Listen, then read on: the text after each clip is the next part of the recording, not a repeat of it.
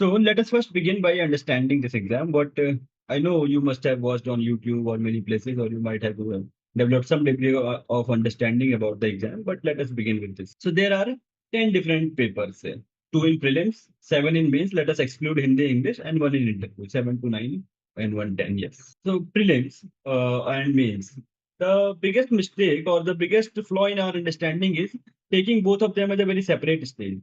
Of course, the kind of aptitude needed, the kind of say skill needed in both the stages of exam is a bit different, but the foundational understanding is same for both of them. If we look into the preparation aspect, there are three things. In every examination preparation, there are three things. First is the understanding or syllabus completion. इसलिए मैंने पूछा कि how many of you have completed the syllabus. The second thing is through revision, consolidation of what you have learned to enhance your broad or to broaden your understanding.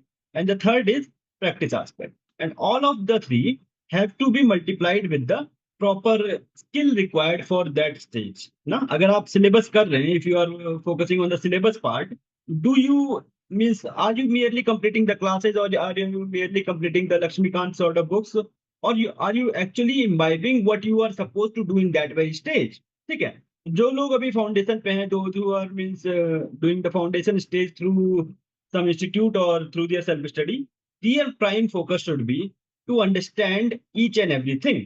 अगर आपकी understanding में flaw है, if you are weak at what this term actually means कि are you able to differentiate between spring tide and neap tide? ठीक है. Are you able to differentiate between right based approach and capability based approach of human resource development? ठीक है. अगर if you have basic flaws with respect to understanding, you will get stuck in all the stages. ठीक है. So while you are completing the syllabus, keep note of whatever you are studying, whatever you are studying in the class or in the textbook, you understand each and everything. ठीक है. You may not be able to learn all of it, you may not be able to memorize everything, but you should actually understand what you are trying to do in this very stage. ठीक है. So those who have finished already, what they might do is when they are means of course I do understand कि you may not have means clarified all the concepts that are required or that are in the syllabus, but when you are reading it for the next time, do not leave anything partially understood, misunderstood और ununderstood. ठीक है. तो करना ये है कि जब भी कोई भी चीज पढ़ाई करें, ठीक है, since you have time we can discuss these aspect ना. अगर आपको 26 में मेंस होता तो ये इस चीज पे अपन फोकस नहीं कर सकते थे. ठीक है. उसका अपन ने पहले सेशन किया था ना. सो 2027 people should actually try to get all the concepts clarified. ठीक है. Because a single word, if you even if you understand a single word in the prelims question, you might be able to guess it much better than what your counterparts are doing.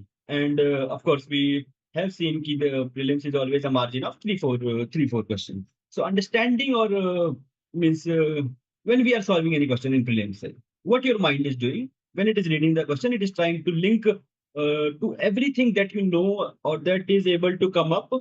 Like mean जैसे AI work करता है वैसे ही, मतलब AI has tried to mimic human mind. तो कोई भी अपन ने डेटा पुट किया या कोई भी वर्ड डाला हमने, तो it is trying to link to chain of thoughts through, वहां पर वेक्टर बेस्ड होता है, यहाँ पर न्यूरॉन्स बेस्ड होता है. उसको आर्टिफिशियल न्यूरल, इसलिए उसको आर्टिफिशियल न्यूरल नेटवर्क्स कहते हैं. So first thing that it takes to clear this exam is conceptual clarity. ठीक है.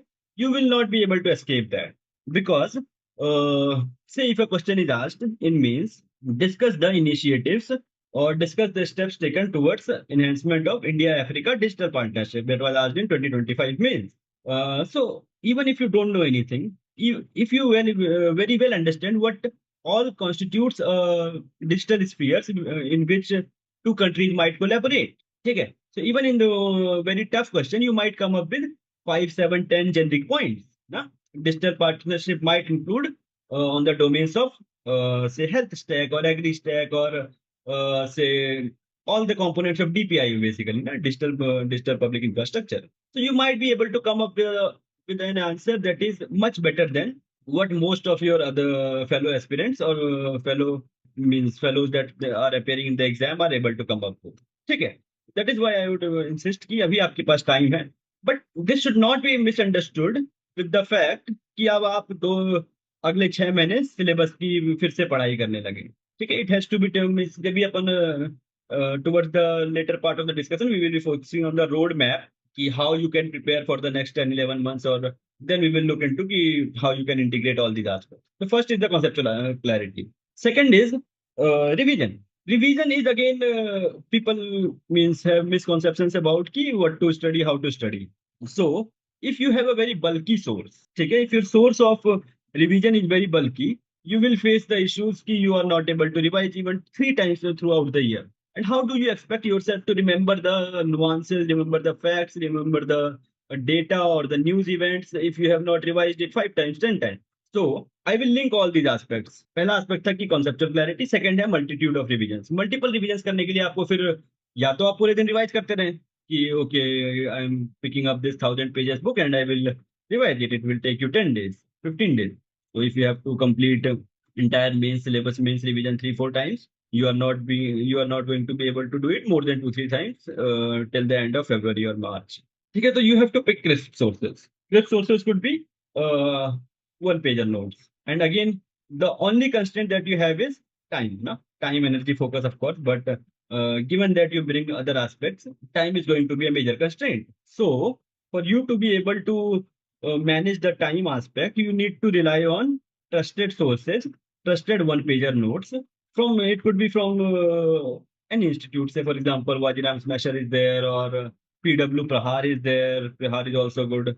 No, they will be launching it for 26 mains also. That is something you can pick. Or these are means I know people will do it from the internet. You people will be able to find that on Telegram or what's or Google everywhere. No, so this will save you a lot of time. Since you have already understood what was there in the syllabus, what was needed, or what was the broadest possible understanding of that very term, you will not face any issues whatsoever if you pick any of the notes. Third thing is practice. One more thing, with every iteration of revision, the size of the note should reduce, not increase. जैसे मान लो आपने पहली बार पढ़ा तो आपने कोई जब आप फर्स्ट टाइम सिलेबस कर रहे हैं तो आप 11 महीने 10 महीने लेक्चर्स करते हैं, या फिर ठीक है तो आप लेक्चर्स कर रहे हैं 10, 11 महीने, या फिर आप बुक्स पढ़ रहे हैं, Laxmikanth, Spectrum, these all sort of books, then if you have to read that book again, it has already defeated the purpose of what you were doing in those 10, 11 months. ठीक है, तो आपने उसको पढ़ा समझा, that's it, close the book. उसके बाद you pick up some one pager notes. आपने उनको पढ़ा 2, 3 बार.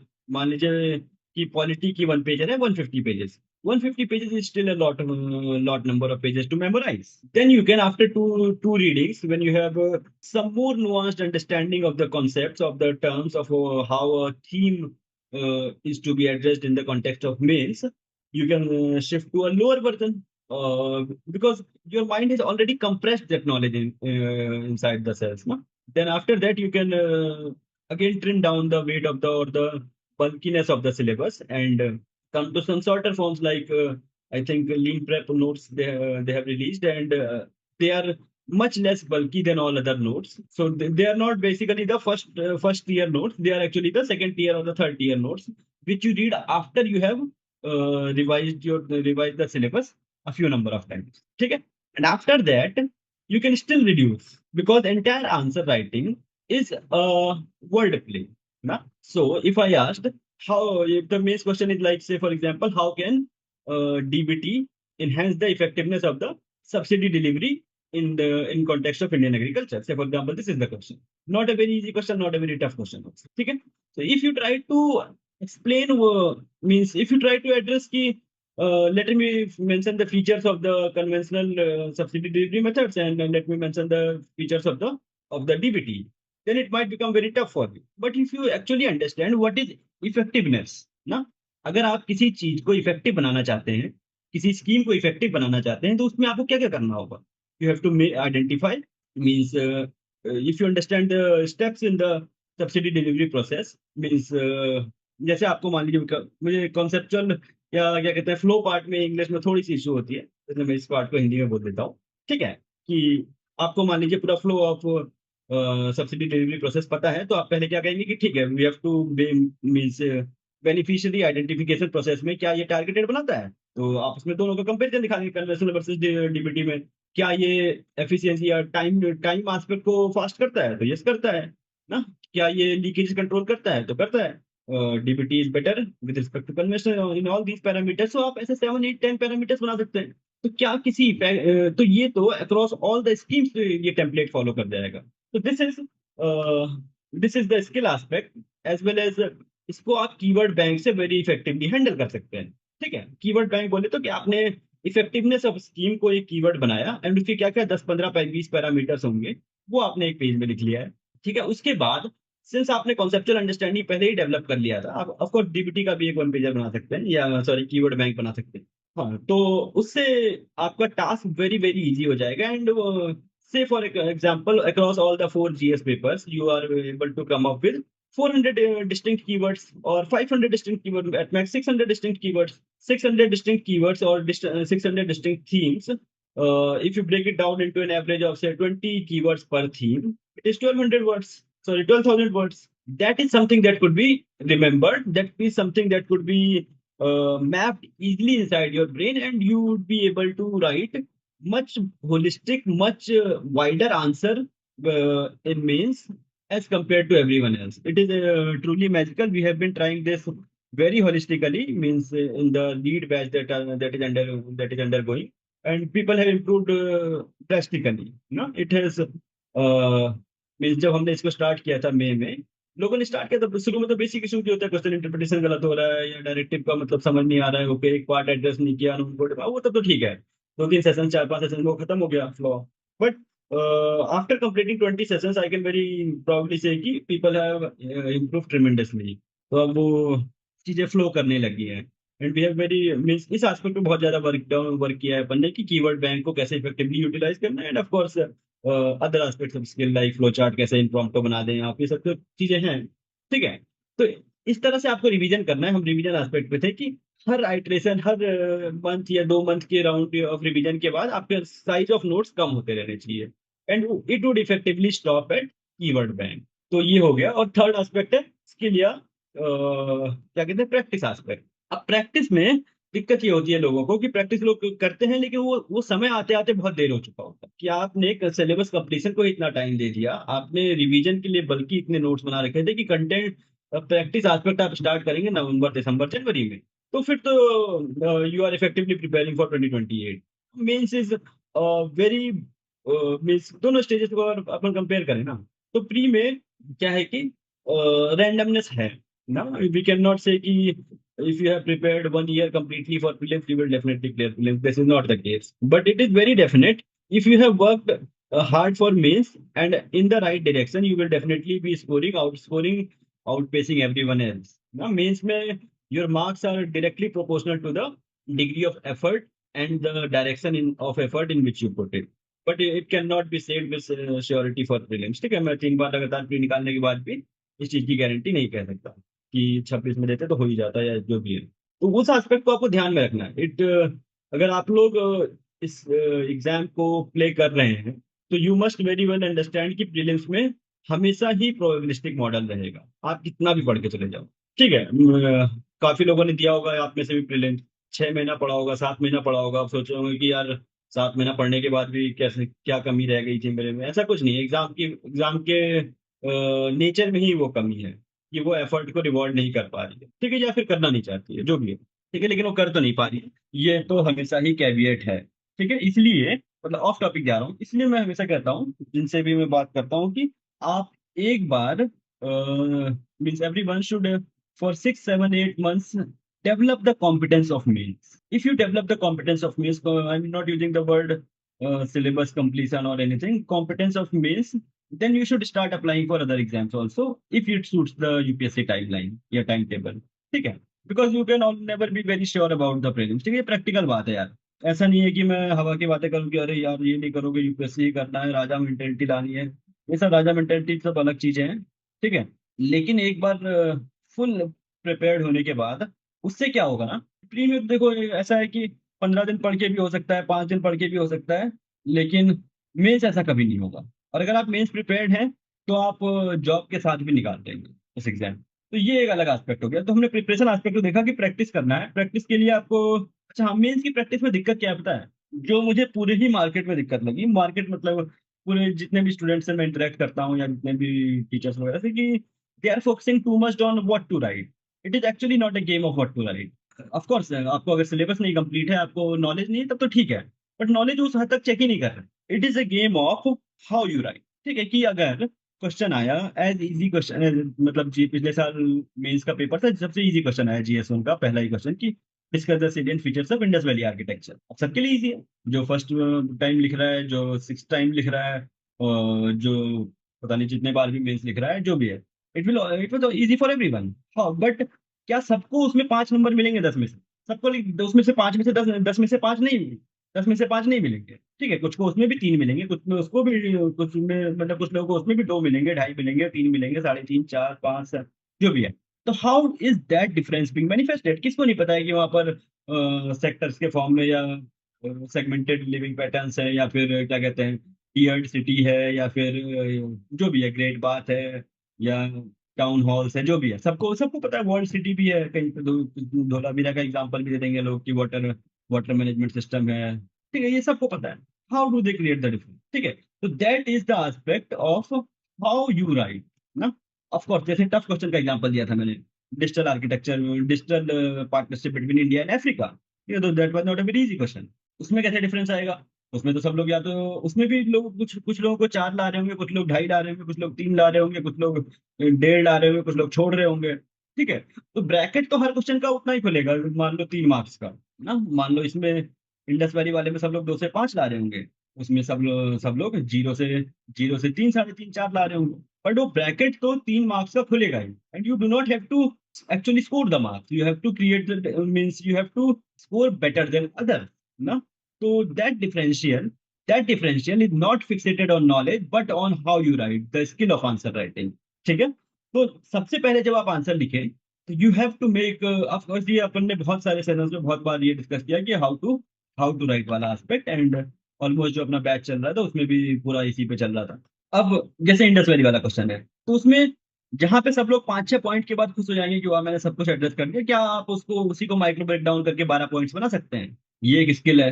क्या आप उसमें 4-5 माइक्रो डायग्राम, छोटे छोटे डायग्राम्स डाल सकते हैं? क्या जो चीज आप लिख रहे हैं, आपको जो लिख रहे हैं वो चीज क्या विजुअली भी दिख सकती है वहां पर ना? क्या आप उसमें एक, मतलब बहुत ज्यादा रिप्रेजेंट नहीं कर रहे हैं, बट एक इंडिया का मैप हो जिसमें मेजर इंडस्ट्रियल साइट्स हो, तो क्यों नहीं, मतलब वो उसको एग्जामिनर बाकियों से आधा मार्क्स एक्स्ट्रा देगा ही।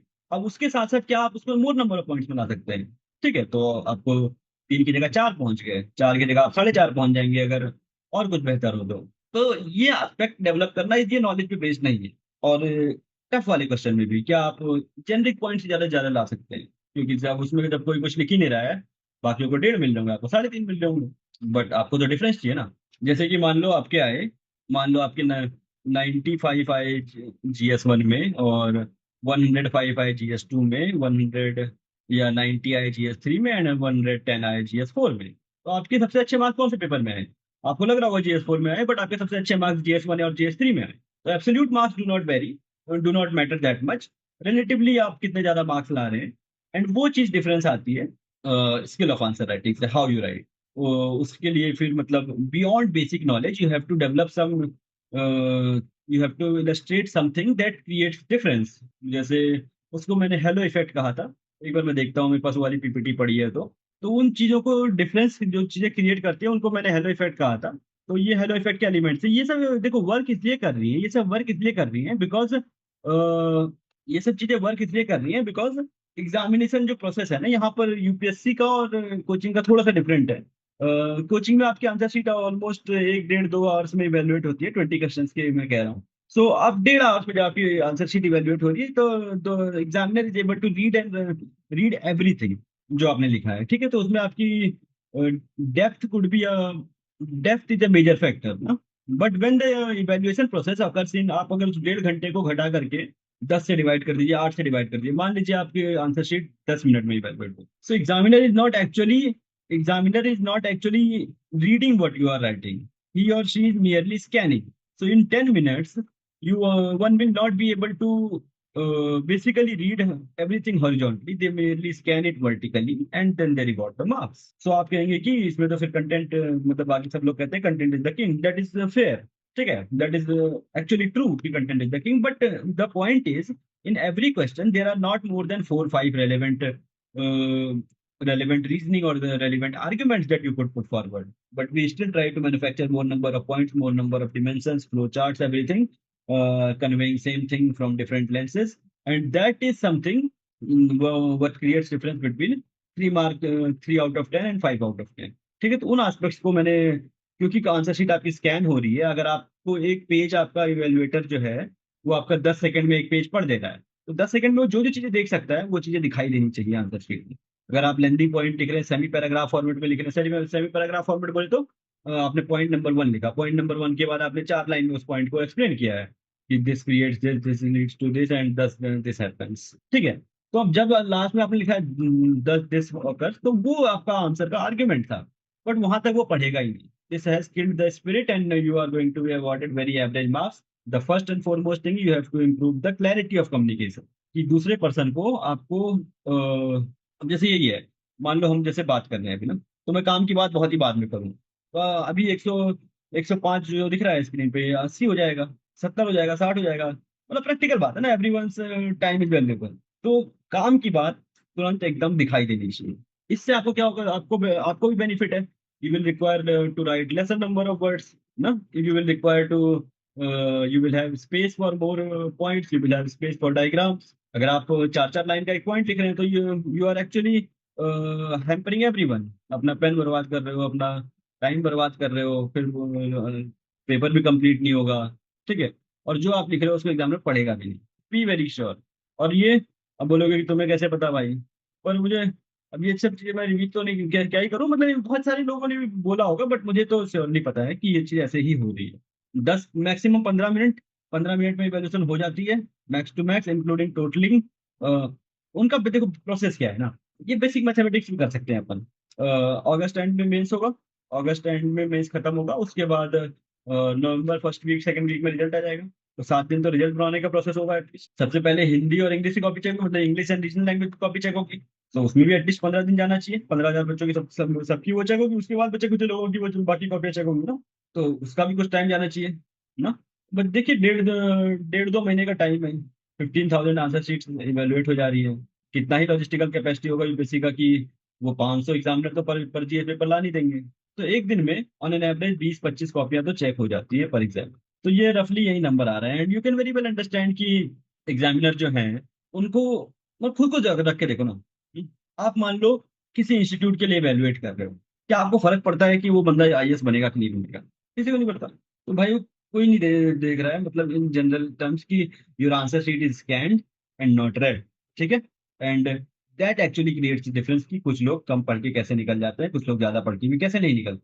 ठीक है, सो प्रेजेंटेशन मैटर्स, उसके एलिमेंट्स मैंने हेलो इफेक्ट के एलिमेंट्स थे, ठीक है, वो तो आज के सेशन में, चलो मैं बता देता हूँ एक बार फिर भी। तो उसमें थे कुछ non visual elements like most importantly number of points it matters. क्या आप 10 मार्कर में on an average 12 to 15 points ला सकते हैं? 15 मार्कर में क्या आप on an average 20 to 25 27 points ला सकते हैं? ठीक है, ला सकते हैं, ये एक स्किल है और लोग लाते भी हैं। फिर आता है subject specific keyword based reasoning. तो एक जैसे पॉइंट लिखना होता है ना, बाकी तो बहुत बड़ा लेक्चर था ये, वो 5 6 घंटे का, तो एक पॉइंट आप लिख रहे हैं, तो ये आपने पॉइंट नंबर डाला, उसके बाद सब्जेक्ट स्पेसिफिक कीवर्ड डाला, एंड उसके बाद माइनर डेटा से सब्सटेंशिएट कर दिया। जैसे एफिशिएंसी ऑफ डीबीटी वाला अपन देखे थे, क्या आप कीवर्ड डाल सकते हैं टारगेटिंग ऑफ बेनिफिशियरीज? ठीक है, उसके बाद डाल दो आधार बेस्ड आइडेंटिफिकेशन, डीबीटी का फीचर हो गया, खत्म पॉइंट। इससे ज्यादा क्यों लिखना है ना? You have actually conveyed erst while we were discussing ना कि how DBT is superior to conventional conventional subsidy delivery in case of farm subsidies. ठीक है, टारगेटिंग ऑफ बेनिफिशियरी बेटर होगा, और आपने लिख दिया आधार बेस्ड आइडेंटिफिकेशन, तो this is a complete point. अगर आप ये लिखने लगे कि there is Aadhaar bank linkage and it is full proof, ठीक है, thus there will be better targeting. कोई नहीं पढ़ रहा भाई, you can be very sure कि एक आध लाइन पढ़ेगा एग्जामिनर, उसके बाद वो खत्म है। ठीक है, सीधे कीवर्ड बेस्ड रीजनिंग आनी चाहिए। So this is second aspect of non visual elements, more number of points, content density. ठीक है, अब ये कैसे वर्क करता है, क्या वर्क करता है, लेकिन एम्पेरिकली प्रूवन है कि जो पेज भर रहा है उसको ज्यादा नंबर मिल रहे हैं। भाई बोर्ड टाइप इवेल्युएशन हो रहा है, कैसा इवेल्युएशन हो रहा है, जो भी है, जिसके पेज भरे हैं वो उसको नंबर मिल रहे हैं, ये फैक्टर मैटर करता है। ठीक है, हाँ, इम्प्लिसिट डिमांड बोले तो तीन चीजें हुई ना, core demand, non core demand और इम्प्लिसिट डिमांड।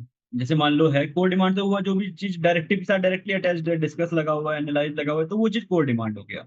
अब एक सेंटेंस है ऐसे इन्वर्टेड कॉमास में, लेकिन क्वेश्चन किसी और चीज पे पूछ रहा है, ये नॉन कोर हो गया, ये कोर हो गया। इम्प्लिसिट डिमांड होता है कि जो चीज नहीं पूछी गई है but it is still relevant for the explanation of the question. जैसे मान लो आया कि रीजनलिज्म इज बोथ, क्या कहते हैं, regionalism is both a threat to national unity and an expression of national unity. इसमें ये तो नहीं पूछा व्हाट इज रीजनलिज्म, रीजनलिज्म के आपने चार पांच फीचर बता दिए ना। ये चीज आपने पढ़ी भी होगी अपने नोट्स में, एक हब एंड स्पोक बनाया, उसमें दिखा दिया कि दीज आर द, या फिर these are the stages of regionalism, की पहले आया आइडेंटिटी, फिर डिमांड फॉर ऑटोनमी, फिर रीजनल असर्शन आया, या फिर क्या कहते हैं सेसेशनिस्ट या डिमांड फॉर स्टेट आया, स्टेटहुड आया, फिर डिमांड फॉर सेसेशन आया, फिर सेपरेटिज्म आया, जो भी है ये आपने दिखा दिया। It is still expanded the knowledge, expanded your knowledge, expanded the explanation of the question significantly, and it has also provided you the ability to display visual aspect ना। ठीक है, तो विजुअल एस्पेक्ट क्या आता है, ऑफ कोर्स नीटनेस मैटर्स, कटफट ऐसे ऐसे करोगे तो नंबर तो कटेंगे यार। ठीक है, मैप्स जहां भी पॉसिबल हो, ज्योग्राफी में तो लोग बना देते हैं फिर भी, पर आईआर में, इंटरनल सिक्योरिटी में, हिस्ट्री में, डिजास्टर मैनेजमेंट में, हिस्ट्री में काफी बार मैप्स का स्कोप होता है। एक अभी हमने देखा इंडस वैली वाला एग्जाम्पल, डायग्राम्स बना सकते हैं आप, फ्लो चार्ट्स, ये सब अपने डिस्कस किया कि फ्लो चार्ट कब बनाना चाहिए, one step leads to another leads to, कोई चीज कॉन्सिक्वेंशियली हो रही हो ना। जैसे मान लो क्या है, मान लो कि पीडीएस है, तो पीडीएस में स्टेप्स में हो रहे हैं कि पहले आपने प्रोक्योरमेंट हुआ, फिर ट्रांसपोर्टेशन हुआ, फिर स्टोरेज हुआ, फिर हैंडिंग ओवर टू स्टेट्स हुआ, फिर वहां से डिस्ट्रीब्यूशन हुआ, तो पीडीएस का फ्लो चार्ट बन गया ना। तो ये आपको माइंड को क्यों करना पड़ेगा, जहां भी चीजें एक स्टेप में हो रही हैं ना, जहाँ पे चीजें क्रोनोलॉजिकली हो रही है, वहां पर फ्लो चार्ट बन सकता है। तो ये सब एक स्किल डेवलप करना पड़ेगा। ऐसे मतलब सुनने में बहुत अच्छा लगता है कि हाँ फ्लो चार्ट बनाना है, बट जब बनाने को आएगा तो नहीं बनेगा, बिकॉज आपको दिमाग उस समय क्यों ही नहीं कर पाएगा, आपका दिमाग तो सिलेबस को रिफर करने लगेगा कि मैंने तो रीजनलिज्म में ये पढ़ा है, मैंने तो पीडीएफ में ये पढ़ा है। तो दैट इज द चैलेंज, आप you have to learn this through, क्या कहते हैं, एक तो डेलिबरेट इंटरजेक्शन करना पड़ेगा। डेलिबरेट इंटरजेक्शन बोले तो you, it has to be fed into your mind कि this is needed and this is where it could be put into. ठीक है, और उसके बाद आपको प्रैक्टिस करनी पड़ेगी कि जो भी, क्या ये प्रोसेस फ्लो में होती है, अगर फ्लो में होती है तो फ्लो चार्ट बन जाएगा। ठीक है, क्या ये कॉन्सेप्ट है जो क्वेश्चन में के लिए रेलेवेंट है लेकिन पूछा नहीं गया है, तो रीजनलिज्म पे आप ऐसे बता सकते हैं कि क्या क्या चीजें होती है रीजनलिज्म के सेपरेट, क्या कहते हैं, relevant features, hub and spoke हो गया, कॉन्सेप्ट एक्सपेंशन हो गया। ठीक है, ग्राफ्स, जो भी चीजें जहां भी वर्ड हो, ट्रेंड्स, इंक्रीजिंगली, और इनका नंबर है तो इसका ग्राफ बन जाएगा हमेशा, या पाई चार्ट बन जाएगा, किसी शेयर की बात हो रही है तो। ये सब चीजें बहुत आपको आंसर शीट में डालेंगे तो डिफरेंस आएगा, बट इसको सीखने के लिए आपको you will require a lot of practice. ठीक है, अब कोई थीम है जो बार बार रिपीट होती है, जैसे फॉर एग्जांपल ट्राइबल डेवलपमेंट, तो आपके ट्राइबल से रिलेटेड रेलेवेंट डेटा डाल सकते हैं ना, 8% पॉपुलेशन, इतना परसेंट रिप्रेजेंटेशन, इतना परसेंट बिलो पॉवर्टी लाइन, इतना परसेंट सफरिंग फ्रॉम फलाना डिजीज, इतना परसेंट क्या कहते हैं डिस्प्लेसमेंट। ठीक है, ये ट्राइबल से रिलेटेड, अब ये चीजें देखो किसी के आंसर में नहीं दिख रही है, but if it is in your answer sheet it will of course create that extra 0.25 0.5 1 marks edge ना।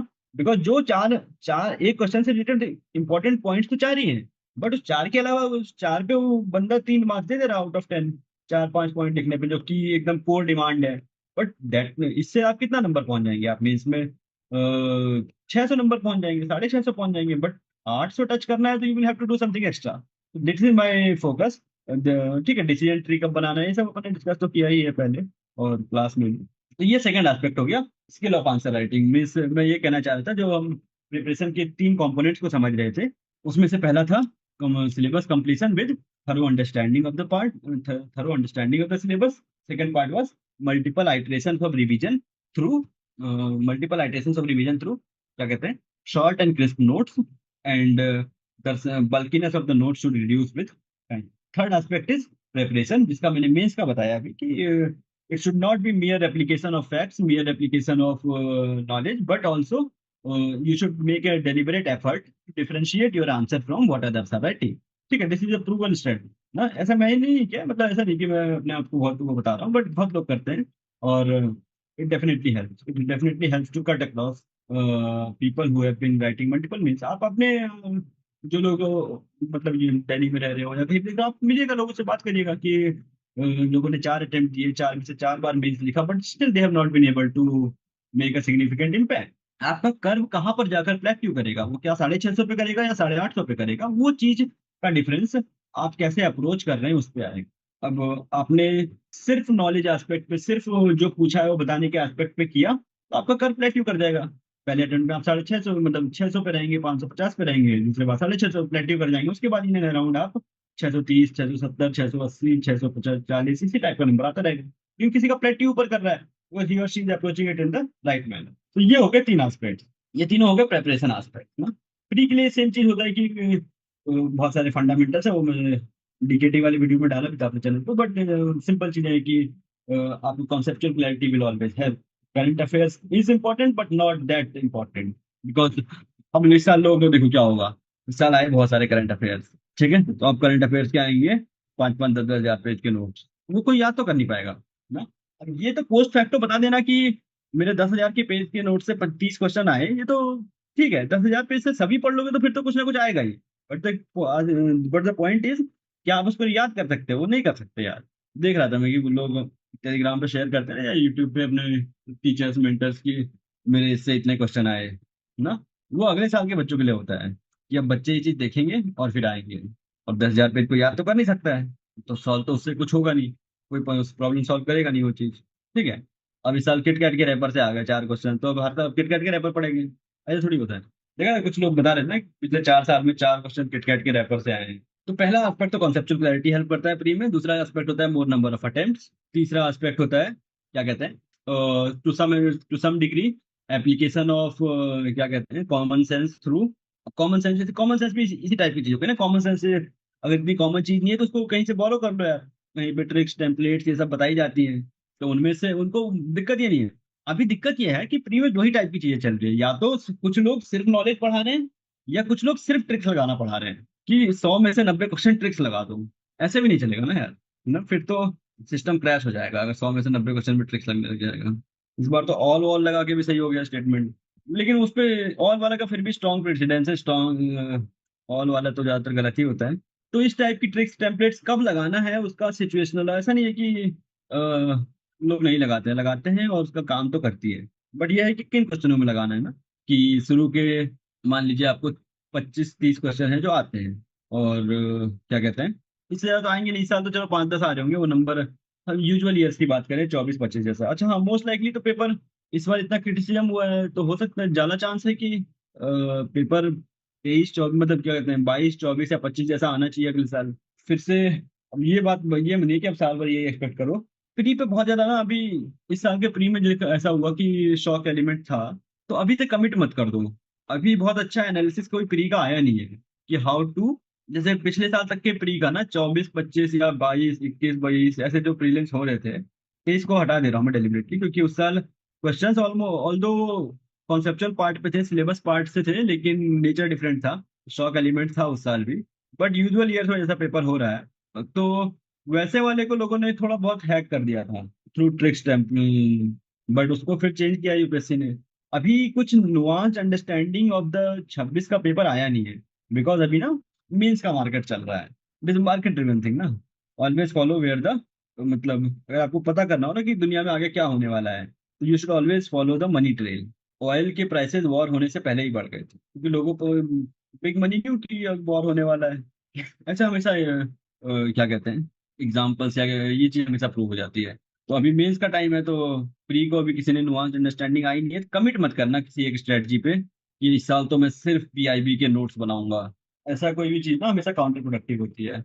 कि हाँ, प्रिपरेशन एस्पेक्ट का तीनों हमने एंगल डिस्कस कर लिया, प्री का थोड़ा बहुत किया, और बाकी हमने छोड़ दिया है कि लेट, मैंने भी नहीं किया, let nuance understanding come, how paper like 2026। Actually क्या किया ना, उन्होंने एक स्टेप ऐड कर दिया है।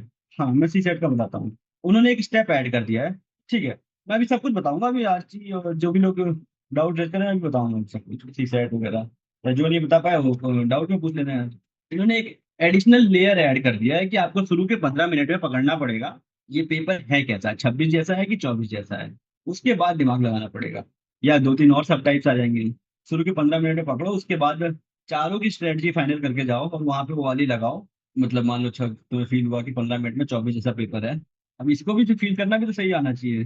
तो एक थोड़ा सा एक लेवल ऑफ कॉम्प्लेक्सिटी ऐड हो जाएगी। ऐसा नहीं है कि पेपर डिसाइफर नहीं करेंगे लोग ना, क्योंकि जो 3 टियर ऑफ क्वेश्चन थे, क्वेश्चन स्टेटमेंट है, फिर उससे एनालिसिस है, फिर ऑप्शंस है, वो तो एक्चुअली क्या हो जा रहा है ना, वो तो मेंटल एबिलिटी का क्वेश्चन हो जा रहा है। उसमें लोग अगले साल लिखना अच्छा कर लेंगे। सीसैट का कॉम्प्रिहेंसिव है, सीसैट का देखो पता है कमल भाई, मैं बहुत अच्छा गाइड हूँ नहीं, क्योंकि मुझे कभी पढ़ा नहीं तो मुझे ज्यादा आइडिया नहीं है।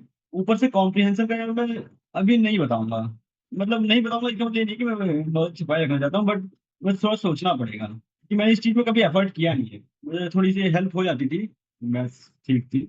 ये फिर क्या पूछा था, कॉम्प्रिहेंसिव रोड मैप, वो तो अभी डिस्कस करेंगे ये अगला, अगला पार्ट। यार मैं 5 मिनट का ब्रेक ले लेता हूँ, मैंने बहुत जोर से बहुत देर से बोल दिया है। ठीक है, मुझे 5 मिनट दे, तो क्या टाइम हुआ है, 3:57 हो रहा है। Let us meet at 4:02। Okay, I will be back in 5 minutes. काफी लोग चले गए, तो हो तो ग्रुप पे मैसेज डाल दो कि वी आर स्टार्टिंग। अविनाश आप भी तुम भी डाल सकते हो। तो अभी तक ने जो अपन ने डिस्कस किया उसका समरी ये है कि प्रेपरेशन एस्पेक्ट के 3 एलिमेंट्स है। कॉम्प्लिकेट नहीं करना एग्जाम को। एग्जाम में सबसे बड़ी दिक्कत क्या है, ये टफ थोड़ी है, टफ इन द सेंस कि मतलब कंपटीशन के एस्पेक्ट में टफ है। काफी लोग सीरियसली प्रिपेयर कर रहे हैं। 1000 सीट्स हैं, तो मुझे लगता है कि 70,000 50,000 सीरियस एस्पिरेंट्स होंगे, और 10,000 या 5,000 लोगों को पता भी होगा क्या करना है। बट यहाँ तक पहुंचना बहुत टफ नहीं है। वो 2,000 का नंबर होगा, 1,000 लोग सेलेक्टेड होते हैं, 2,000 5,000 लोगों से ज्यादा को पता ही नहीं है एग्जाम में करना क्या है। ठीक है, they are merely putting, means they are putting, जो 50,000 serious aspirants they are putting efforts, but not more than 1 out of 10 knows की इसको एग्जाम में करना क्या है। ठीक है, so if you are aware, आप वहां तक तो वेरी इजीली पहुंच सकते हैं। ठीक है, उसके बाद थोड़ा लक चाहिए प्री में, थोड़ा लक एसए में चाहिए, थोड़ा लक इंटरव्यू में चाहिए ना, ये है। दिस इज अ फैक्ट कि हम सब कुछ करके वो उन 5,000 तक पहुंच सकते हैं। ठीक है, उसके बाद आपको हाँ, ये इन 5,000 या 10,000 लोगों में भी जो हैं, उनमें से भी 4,000, 3-4 हजार लोग भी प्री क्लियर कर पा रहे हैं। ठीक है, उनमें से कुछ लोग फिर एसए में 60 ले आते हैं, 70 ले आते हैं, फिर 80, तो वहीं पे पहला दिन का पहले पेपर में आपने जितनी मेहनत की, पहले में ही खत्म हो जा रहा है। ठीक है, बट ऐसे में इतना नहीं है कि आप 70 पहुंच जाए। 105 110 तक तो वेरी टफ नहीं है। ठीक है, ऐसे का भी अपन ने डिस्कस किया है, सब कुछ किया है, पहले भी जो भी है। तो ऐसे में जैसे ये है कि other than what UPSC has provided, you must be novel in your approach. Whatever is working in all the 4 GS papers is counterproductive in essay paper, because all the papers should be mechanized. जैसे हमने discuss किया ना कि आप keyword bank बना लीजिए, आप fact sheets या हर सब्जेक्ट का कंसोलिडेशन बैंक बना लीजिए, क्या कहते हैं, सब्सटेंसिएशन बैंक। सब्सटेंसिएशन बैंक बोले तो फॉर एग्जांपल क्या कहते हैं, पॉलिटी के लिए केस लॉज हो गए, तो 100-150 केस लॉज हैं, 20-20 इंपॉर्टेंट अमेंडमेंट्स हैं, और क्या है, 10-20 एक्ट्स होंगे, और सेलियंट फीचर्स ऑफ 5-10 कंट्रीज की कॉन्स्टिट्यूशन कंपेरिजन, ये चीज हो गई। सब्सटेंसिएशन बैंक तो 20 पेज का पॉलिटी का बन जाएगा, वैसे ही 5 पेज का, 2 पेज का गवर्नेंस का बन जाएगा कि गवर्नेंस पर जस्टिस का इंपॉर्टेंट एसएचजीज के नाम ये लिख लिए, इंपॉर्टेंट प्रेशर ग्रुप्स, हर डिफरेंट डिफरेंट फील्ड्स के इंपॉर्टेंट एनजीओज। ठीक है, ये गवर्नेंस के लिए हो जाएगा। जस्टिस के लिए तो हेल्थ का डेटा, एजुकेशन का डेटा, स्किल का डेटा, एम्प्लॉयमेंट का डेटा। ठीक है, ऐसी चीजें हो जाएंगी तो। और आईआर के लिए भी मतलब तो 50 पेज का पर जीएस पेपर का वो बन जाएगा। 50 पेज नहीं बनेगा, बहुत ज्यादा होता है 50 पेज का सब्सटेंस। ठीक है, तो 500 1000 की 500 600 कीवर्ड्स प्लस 100 120 पेजेस का हर कीवर्ड बैंक में एक पेज में कुछ है नहीं ना, एक पेज में 20 वर्ड्स लिखे हैं बस, तो उसको एक पेज गिनना नहीं चाहिए।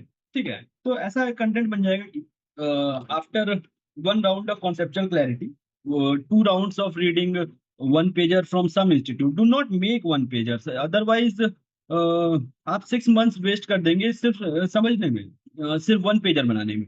अब आपने 1 पेजर बनाया, मान लीजिए आपने 1 पेजर बनाया सेकुलरिज्म पे या कम्युनलिज्म पे, क्वेश्चन आएगा कि communalism is a manifestation of, as much a manifestation of material realities as much a manifestation of perceptional perception creation। तो इसमें आपने तो कम्युनलिज्म पे बनाया है, ये तो फिर स्किल का गेम हो जाएगा। तो इसलिए 1 पेजर बनाते रहने से कुछ बहुत बड़ा फायदा मिलता नहीं है। It is more an academic time pass. आपको लग तो रहा है आप 8 घंटे पढ़ रहे हैं पर डे, लेकिन उसका कोई ज्यादा आउटपुट आएगा नहीं। तो pick 1 pagers, read it 2-3 times, and while you are reading the 1 pager, you should start practicing, and that time is now for the people who are who have completed the syllabus, वो second attempt हो, first attempt 27 हो, चाहे six attempt हो, जो भी हो, तो उनको सीधे वन पेजर किसी का उठाना चाहिए। अगर बना लिया है आपने, तीसरा अटेम्प्ट था आपने पहले बना लिया है, तो उसको पढ़िए। Keep trimming down the volume of the notes, ठीक है, and focus more on skill of answer writing. इस समय फिर क्या होगा ना, जैसे एक आंसर में तीन तीन एलिमेंट्स हैं, इंट्रोडक्शन, बॉडी, कंक्लूजन नहीं, कंटेंट, प्रेजेंटेशन या structuring, and third is time. अब आप तीनों को एक साथ इंप्रूव नहीं कर सकते, pick one thing at a time. जब आप पढ़ रहे हैं, या जब आपने पहला ही राउंड या second round of reading of one pager notes चल रहा है, you might not be very well versed with the content aspect, तो go easy on yourself. ऐसा नहीं कि अब मुझे 2 पॉइंट नहीं समझ चमका तो अब मैं, या मैं इसमें कम पॉइंट्स हो पाए तो मैं इसको पहले 5 बार पढ़ के रटूंगा, फिर उसको होते होते आ जाएगा दिसंबर। तो मेंस रेडी बाय दिसंबर की जगह आप सिर्फ कंटेंट रेडी बाय दिसंबर होगा, ठीक है। तो वो उस चीज से बचना है, पहली चीज। दूसरा चीज ये है कि structuring and presentation is very controllable. अगर आप 2 एक्स्ट्रा मिनट्स पर क्वेश्चन दे रहे हैं, तो आप वेरी इजीली ब्रेनस्टॉर्म कर सकते हैं 2-3 मिनट 5 मिनट में ना। ठीक है, मैं 10 क्वेश्चन का टेस्ट लिखने जा रहा हूँ, तो मैं 10 क्वेश्चन को पहले ब्रेनस्टॉर्म कर लूँ कि इसका कोर डिमांड क्या है, नॉन कोर डिमांड क्या है, क्या इम्प्लिसिट डिमांड आ सकता है, क्या चीज visual visual element of hello effect incorporate किया जा सकता है, ठीक है। ये एस्पेक्ट को आप 5 मिनट में सॉर्ट कर लीजिए, उसके बाद लिख लीजिए। तो पहले आइट्रेशन में do not go very hard on yourself with respect to content and with respect to time, but structuring and presentation, जो कि एक बार आपने बहुत सारे आंसर्स लिख लिए उसके बाद सुधारना टफ है, ठीक है। It is because unlearning is tougher than learning, ठीक है। तो जिन लोगों ने एक बार, जिनकी एक बार खराब हो चुकी है, या जो अभी शुरू करने वाले हैं, वो लोग एक बार कॉन्शियस एफर्ट करके without consideration for time in writing an answer should put an effort to improve how to write in the first iteration of answer writing. बाद में आप जब 2-3 राउंड वन पेजर रिवाइज कर चुके हैं, 2-3 राउंड कीवर्ड बैंक रिवाइज कर चुके हैं, keyword bank plus substantiation bank revise करना कितना है, 30 घंटे, 30-40 घंटे, मतलब एट मैक्स 1 वीक। अगर आप 3 घंटे आंसर राइटिंग को दे रहे हैं तो 1 वीक लगेगा, उतने में आपका एक पूरा चारों चीजें रिवाइज हो जा रहे हैं, ठीक है। उसके बाद वो चीजें फ्लो करने लगेंगी ना। तो अगर हम देखें होलिस्टिक प्रिपरेशन स्ट्रेटजी, अच्छा हाँ, ये एक एस्पेक्ट ऑफ प्रिपरेशन हुआ। इसके अलावा ये प्रिपरेशन का एफर्ट वाला एस्पेक्ट हुआ, ठीक है। Other aspects matter because now you have 10-11 months and it is very easy to get distracted. Only thing that needs to come from you is discipline. उसके बिना नहीं होगा। बी वेरी वेरी श्योर कि अगर आप बहुत बोरिंग काम है, बोरिंग काम मतलब समझ रहे हो कि जैसे जैसे मान लो कोई क्रिकेटर है, से फॉर एग्जांपल विराट कोहली ना, तो वो क्या कहते हैं, एमसीजी में हारिस श्रॉफ को छक्का मार दिया, 18 पॉइंट जो भी है ओवर में, ठीक है। बट वो तो वो है जो आप एग्जाम में लिख रहे हैं, उसके पीछे बंदे ने कितने घंटे रोज सुबह उठ करके नेट्स पे प्रैक्टिस करने गया और कितने सालों तक, उस पार्ट को आपको वो वाला मोमेंट आपके लिए अब है। You have to be discipline, there is no substitute for that. ये मोटिवेशनल टॉक से मैं बचता हूँ, बट ये एक फैक्ट है, आपको हैबिट डेवलप करनी पड़ेगी। ये मोटिवेशन का गेम है ही नहीं, ठीक है। आज आपने सुना, मोटिवेट हो गए, 2 दिन बैठे, बट फिर थोड़ा सा मन किया कि एक शॉर्ट्स देख लेता हूँ, रील देख लेता हूँ, फिर वो रील देखते देखते 200 और रील्स आ गई, फिर आप उससे देखते देखते क्या कहते हैं, कुछ कहीं भी डिस्ट्रैक्ट हो गए ना। तो ये सब से बचना पड़ेगा। ऐसा नहीं है वो नहीं देख सकते, आउटर वर्ल्ड पे कट ऑफ नहीं कर सकते आप प्रिपरेशन से, but that should be with in the limits that you have drawn for yourself, ठीक है। अगर आपने प्लान किया है कि आज आपको गवर्नेंस का वन पेजर कंप्लीट करना है, उसके 5 आंसर्स लिखने हैं, एंड ऑप्शनल का चैप्टर 1 करना है, तो इसके अलावा आप कुछ भी कीजिए, इट डजेंट मैटर्स ना। कॉन्फिडेंस हो ना हो, मोटिवेशन हो ना हो, जब तक आप डेली का टास्क डेली पूरा कर लेते हैं, इट इज गुड। मतलब उसके अलावा आपको कुछ नहीं चाहिए, उसके अलावा आप पार्टी करो भाई, कोई दिक्कत थोड़ी है ना। अगर आपके दिन के 8 घंटे का टारगेट हो गया है, तो आप करो जो करना है, उसके बाद दिन में शाम को दौड़ने जाओ, ठीक है, रात भर चैटिंग करो, रात भर जो करना है ना। अब ये अनसस्टेनेबल नहीं हो सकता कि एक दिन तो मैंने पूरा कर लिया, उसके बाद आज सिनेमा देखेंगे, ठीक है, तो ये सब हो गया। ये दूसरा एस्पेक्ट ऑफ प्रिपरेशन है which is more important for you at least till February। उसके बाद प्री आने लगता है पास, तो मोटिवेशन आ जाता है, उसके बाद आप पुल हो सकते हो, मतलब आपको एक्सटर्नल पुश मिल सकता है, बट तब तक आपको खुद को पुल करना पड़ेगा, पुश करना पड़ेगा, जो भी है। That discipline has to come and it is non negotiable. उसके अलावा बाकी चीजें चाहिए कि राइट डायरेक्शन में एफर्ट हो, दैट इज उसको अपन अभी कवर भी करना चाह रहे हैं। लेकिन ये चीज आपकी तरफ से आना पड़ेगा, कोई बता के कुछ नहीं कर सकता आपको। सबसे टफ एस्पेक्ट ऑफ प्रिपरेशन, अब तो रिसोर्स नहीं रहा नहीं, अब तो हर चीज डेमोक्रेटाइज्ड है। तो अब toughest aspect of preparation is sitting on the table for 1 year, for 8 9 hours 10 hours a day। बहुत बड़ा एम्बिशियस प्लान मत बनाइए कि I will sit 12 hours a day 15 hours a day for 1 year, ये नहीं हो सकता। Your body your mind will get exerted, you will gate burn out. And एक सस्टेनेबल प्लान ना, कि अगर आप फुल टाइम एस्पिरेंट हैं तो मान के चलिए कि आपके एक इनविजिबल अकाउंट में क्रेडिट हो रहा है सैलरी आपकी, तो 8 घंटे तो काम करना पड़ेगा ऑफिस का। वो 8 घंटे का काम पर डे कीजिए, ऐसे रूल ऑफ थंब बना सकते हैं। ऑफकोर्स कोई 9 घंटे कर सकता है तो और करे भाई, लेकिन 7 से नीचे जाने में फिर दिक्कत होगी। 7 ही सस्टेनेबल। हाँ, उसके बाद 10 घंटे सो भाई, क्या दिक्कत है? खुश रहो एकदम, खुश रहना भी बहुत जरूरी है।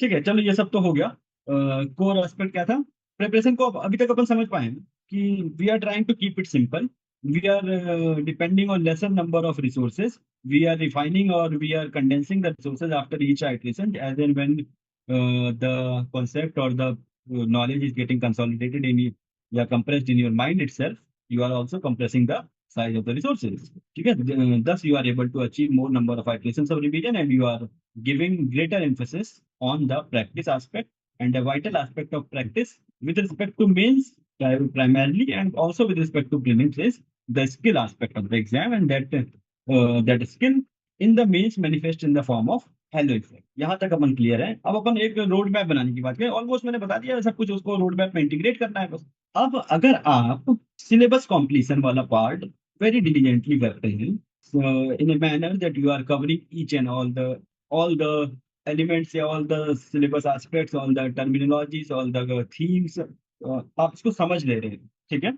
उसके बाद फिर आपने उसको बहुत बार रिवाइज भी किया है, तो आपका प्री का भी मोस्ट ऑफ द प्रिपरेशन हो चुका है। ठीक है, देयरफॉर आई ऑलवेज आर्ग्यू कि अगर आप इस स्टेप को थॉरोली कर रहे हैं, never start preparation from January.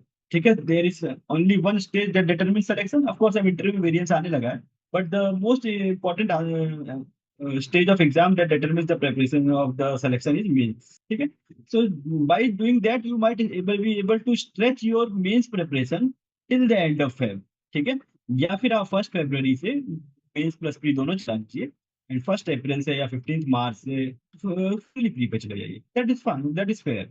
But 1 जनवरी से मेंस करते प्री करते करते उसमें भी आपने पूरे टाइम नोट्स बनाया, तो फिर आप मेंस के लिए रेडी नहीं है। ठीक है, that is not called mains ready. ठीक है, ये वैसे बता रहा हूँ, किसी ने ग्रुप पे डाला था क्वेश्चन, और फिर मुझे अविनाश ने फॉरवर्ड किया था, समझ रहे ना? तो pre and mains preparation other than the test aspect should go hand in hand. ठीक है, कि you understand all the terminologies. तो आप जब प्री में वही होता है ना कि प्री में क्वेश्चन बनाना इजी होता है, क्योंकि उसको बस मेंस में तो सिर्फ उसी उन्हीं चीजों पे क्वेश्चन आ सकते हैं जिसको आप 250 या 150 वर्ड में एनालाइज करना पॉसिबल ना, समझ रहे ना? वाटर टाइट्स आज तक मेंस में नहीं आया है। ठीक है, बट वो प्री में आ सकता है, बिकॉज उसमें कोई बहुत बड़ा थॉरो एनालिसिस नहीं चाहिए। बट मेंस में क्वेश्चन आता है तो एक एनालिटिकल डिस्क्रिप्टिव क्वेश्चन आता है on themes that are broader in nature. But उन थीम्स में जब आप प्रिपेयर कर रहे हैं, तो उसमें मान लो हर थीम में 10 इंपॉर्टेंट कीवर्ड्स मिले, तो क्या आप उन सबको अच्छे से समझते हैं? ठीक है, अब समझने का गेम है। अगर ये अंडरस्टैंडिंग का गेम है, तो इसको कैसे फास्ट ट्रैक किया जाए? से फॉर एग्जाम्पल आपकी पॉलिटी के नोट्स 200 पेजेस के हैं, ठीक है, क्लास नोट 1 पेजर मान लो 150 पेज के हुए। ठीक है, आपकी कीवर्ड बैंक 50 पेजेस की हुई। ठीक है, तो जो भी है, मान लीजिए क्लास नोट की बात करते हैं, so when you are reading it in 200 pages notes, you might not be able to understand 50 terms in the first iteration, you might not be able to understand say 100 terminologies। ठीक है, it will not be more than that, but for understanding those 100 terminology you should not again go back to watching lectures or reading lengthy books, because the time amount of time that will be required for that will kill the preparation in terms of the in terms of not being able to provide time to the practice aspect। So what you should do is be a thorough user of AI। ठीक है, it is still already changing the game, it is already helping a lot of people, and it will have the differential advantage for at least next 2 3 years। After that it will get saturated। UPSC में 1 to 1 mentorship का concept आया almost 2021 2022। ठीक है, उसने अभी तक बहुत अच्छा एडवांटेज दिया है, अभी भी दे रहा है, गिवन दैट कि आपके मेंटर को आता हो एग्जाम कैसे निकालना है। ठीक है, तो those who are able to find the right mentors are getting help. And इसका एडवांटेज पिछले 2-3 साल में ज्यादा था, अब थोड़ा कम हो जाएगा, because everyone is coming using that mentorship program. No, everyone is there are a lot of mentorship programs. They are integrated with some courses, so that will begin to fade. But AI is something uh, still very less number of people are using, or even if they are using, they are not using it rightly. Not using it rightly is equivalent to not using it rightly is equivalent to having a bad mentor, or a not a bad, but a mentor who himself has lacked clarity with respect to clearing up the exam. ठीक है, तो आपको क्या करना है, मान लो आपको कोई एक चीज समझनी है, ठीक है, कि मान लो सी फ्लोर स्प्रेडिंग का कॉन्सेप्ट समझ लिया है, ठीक है, ज्योग्राफी पे आ गए हम, पॉलिटी से, तो आप उसको समझ लो भाई ऐसे उसको विद। और इसमें दिक्कत क्या है पता है, एआई को सही और अच्छे से यूज करने में दिक्कत ये है कि do not, it will have the tendency to hallucinate first, कि वो अननेसेसरी चीजें बताएगा, secondly it will have tendency to agree with you, ठीक है, but you must understand, you must know what you want from. अगर जैसे देखो मैं अपने ये, जस्ट गिव मी 1 सेकंड, मैं एक और चीज डिस्प्ले करता हूँ, गिव मी 1 मिनट, एक चीज एक फाइल ढूंढ रहा हूँ मैं, ठीक है। मान लो फिजिकल चैलेंज इन इंडिया पे मैंने ये कीवर्ड बैंक बनाया, ठीक है। अब इसमें क्या है, मैंने उसको वेट दिया कि मैं 30 चीजें चाहिए, इन हेडिंग्स में चाहिए, matrix, impacts, challenges due to prioritisation, challenges due to resource mobilisation, solutions. उसके बाद मैंने बोला कि मुझे इससे रिलेटेड सारे फैक्ट्स भी दे देना भाई, और फिर मैंने बोला कि एकोमोडेटेड कीवर्ड बैंक बना देना। तो मैंने अब डिफाइन कर दिया है कि मुझे क्या चीज चाहिए, जब तक वो नहीं देगा तब तक मैं सेटिस्फाई नहीं हूँ। तो ये चीज थोड़ी सी आपको करनी पड़ेगी, अगर इस हद तक यूज कर लेते हैं ना, तो वैसे फाइनेंशियल इंक्लूजन पे चाहिए मान लो मुझे। तो ये मैं वहाँ पर लीड वाले में डिस्कस कर रहा था, बच्चों को सिखा रहा था, तो वहाँ पे मैंने बनाया था एक सैंपल क्लास के लिए, ठीक है। तो अभी आपका काम कितना इजी हो गया, आपने फर्स्ट राउंड मान लो किसी वन पेजर से पढ़ लिए, ठीक है, उसके बाद आपने वहां से आपको समझ आ गया, तो अब हर बार यूनिवर्सल एक्सेस को क्यों समझते रहना है, कि वहां पे 4 लाइन में यूनिवर्सल एक्सेस लिखा हुआ है, इतने पॉइंट्स भी नहीं होते हैं उनमें, ठीक है ना। तो ये चीजें हैं, इसको आप यूज, प्री में भी सेम चीज है, प्री में आप आपको कोई चीज समझ नहीं आ रही है, तो वो आपको प्री में आपको अगर कोई चीज समझ नहीं आ रही, सीधे क्वेश्चन को डालिए, हाँ? और जब तक आपको वो चीज अच्छे से समझ ना आ जाए, या जो आपको चाहिए वो चीज जब तक आपको ना मिल जाए, you have to keep arguing with it, ठीक है। It will take more than not more than 1 hour to be able for you to make the AI understand की व्हाट यू नीड, ठीक है। कुछ तो अभी फ्री भी आ रहे हैं, बाकी तो आई थिंक बहुत सारे तो पता नहीं, आई डोंट नो कि नीम प्रेप वाले पोर्टल पे ये सब चीजें आई है या नहीं आई, but there must be some basic rules also, if it is not there you might also ask Avinash की क्या क्या कर सकते हैं, that might also be one of the things, ठीक है। बट स्टार्ट यूजिंग इट, ठीक है, it will save you a lot of time, it will provide you the cutting edge, because people are not using it इधर, और not using it in the right manner, ठीक है। And I wish कि मैं इतना अच्छा उस समय भी यूज कर पा रहा होता पिछले साल, ठीक है, तो हो सकता है और बेनिफिट मिलता। हाँ, तो ये हो गया कि इंटीग्रेटेड प्रिपरेशन का पहला एस्पेक्ट है कि when you complete your 1 or 2 rounds of mains content reading, your prelims static part should be over, ठीक है, because by now you understand all the terminologies that are in the main syllabus, and thus they are also by default a part of your previous syllabus, तो वो आपका खत्म हो गया, ठीक है। उसके बाद जब आप पढ़ रहे हैं ना पहला राउंड, से फॉर एग्जाम्पल आपने वन पेजर पढ़ा कहीं से, उसके बाद आप उसको क्या कहते हैं, लिखना तुरंत शुरू कीजिए। जैसे कि मान लीजिए आपने किसी भी सब्जेक्ट का वन पेजर पढ़ा, मान लीजिए मॉडर्न हिस्ट्री का पढ़ा, ठीक है। अब ये नहीं होगा कि आपने मॉडर्न हिस्ट्री का सिलेबस पढ़ा और आपको सारे क्वेश्चन आते होंगे, क्योंकि क्वेश्चन तो अप्लाइड होता है ना। आपने पढ़ा मान लीजिए कि एक पेज में पढ़ा कि Mughal forts are, sorry, Maratha forts have been accorded UNESCO, आपने करंट अफेयर्स में पढ़ा यूनेस्को स्टेटस, ठीक है। इस पर क्वेश्चन ये नहीं आएगा ना, क्वेश्चन आएगा how do forts reflect the geographical features of the time of the locality, ठीक है। इसमें कोई रूल ही नहीं है आपके मुगल फोर्ट्स का, एट मैक्स वन एग्जाम्पल बनेगा ना। तो वो कैसे ज्योग्राफी से इंटीग्रेट हो रहा है उसके, अब तो उसके लिए आपको ज्योग्राफी का ब्रेक डाउन करना पड़ेगा अपने माइंड में ना, कि geography incorporates topography, geography incorporates climate features, तो उनमें कौन कौन से क्लाइमेट फीचर्स को इनकॉर्पोरेट कर रहे हैं लोकल बोर्ड, ठीक है। किस हद पे आप एग्जाम्पल मैन्युफैक्चर कर सकते हैं अगर आपको नहीं आता है, you might not be able to remember everything, in that case you might also create believable examples and they will most likely be correct, ठीक है। And when the evaluation is occurring in 5-10 minutes, 10-15 minutes, you will always get the benefit of doubt, ठीक है। तो ये integrated planning का पहला part हुआ कि keep reading everything by developing the by developing thorough understanding of the subject and meanwhile start answer writing and in the early parts of the answer writing practice you should not excessively obsess with the content or the time aspect but focus more on the structuring and presentation because with time when you will be able to practice a lot of questions, the time will in itself get reduced. Also, the questions will begin to get repeated, the themes will begin to get repeated, and then also you will be able to cut down on the time aspect. And with multiple iterations of one pagers and the keyword bank and the substantiation bank, the content will also get sorted, so time will take care of itself. So focus prima facie on structuring, presentation, incorporation of halo effects. ठीक है, भले आपको एक 10 mark का लिखने में भी 20 minute लग रहे हो, 15 मिनट लग रहे हो, 25 मिनट लग रहे हो, चलेगा। बट आपको एक बार ये फील तो लेनी पड़ेगी कौन सा आंसर अगर मैं 7 मिनट में लिख दूं तो मेरे 450 आ जाए जीएस में। अगर जब तक वो नहीं पता तो फिर तो आपके 350 ही आएंगे, या आपको पता ही नहीं है कौन सा आंसर 450 लाता है। तो वो पता करना पहला स्टेप है। साइड बाय साइड आप कॉन्सेप्चुअल क्लैरिटी एंड रिवीजन पे वर्क कर ही रहे हैं, ठीक है, तो इससे एक बहुत अच्छा फ्लो बन जाएगा।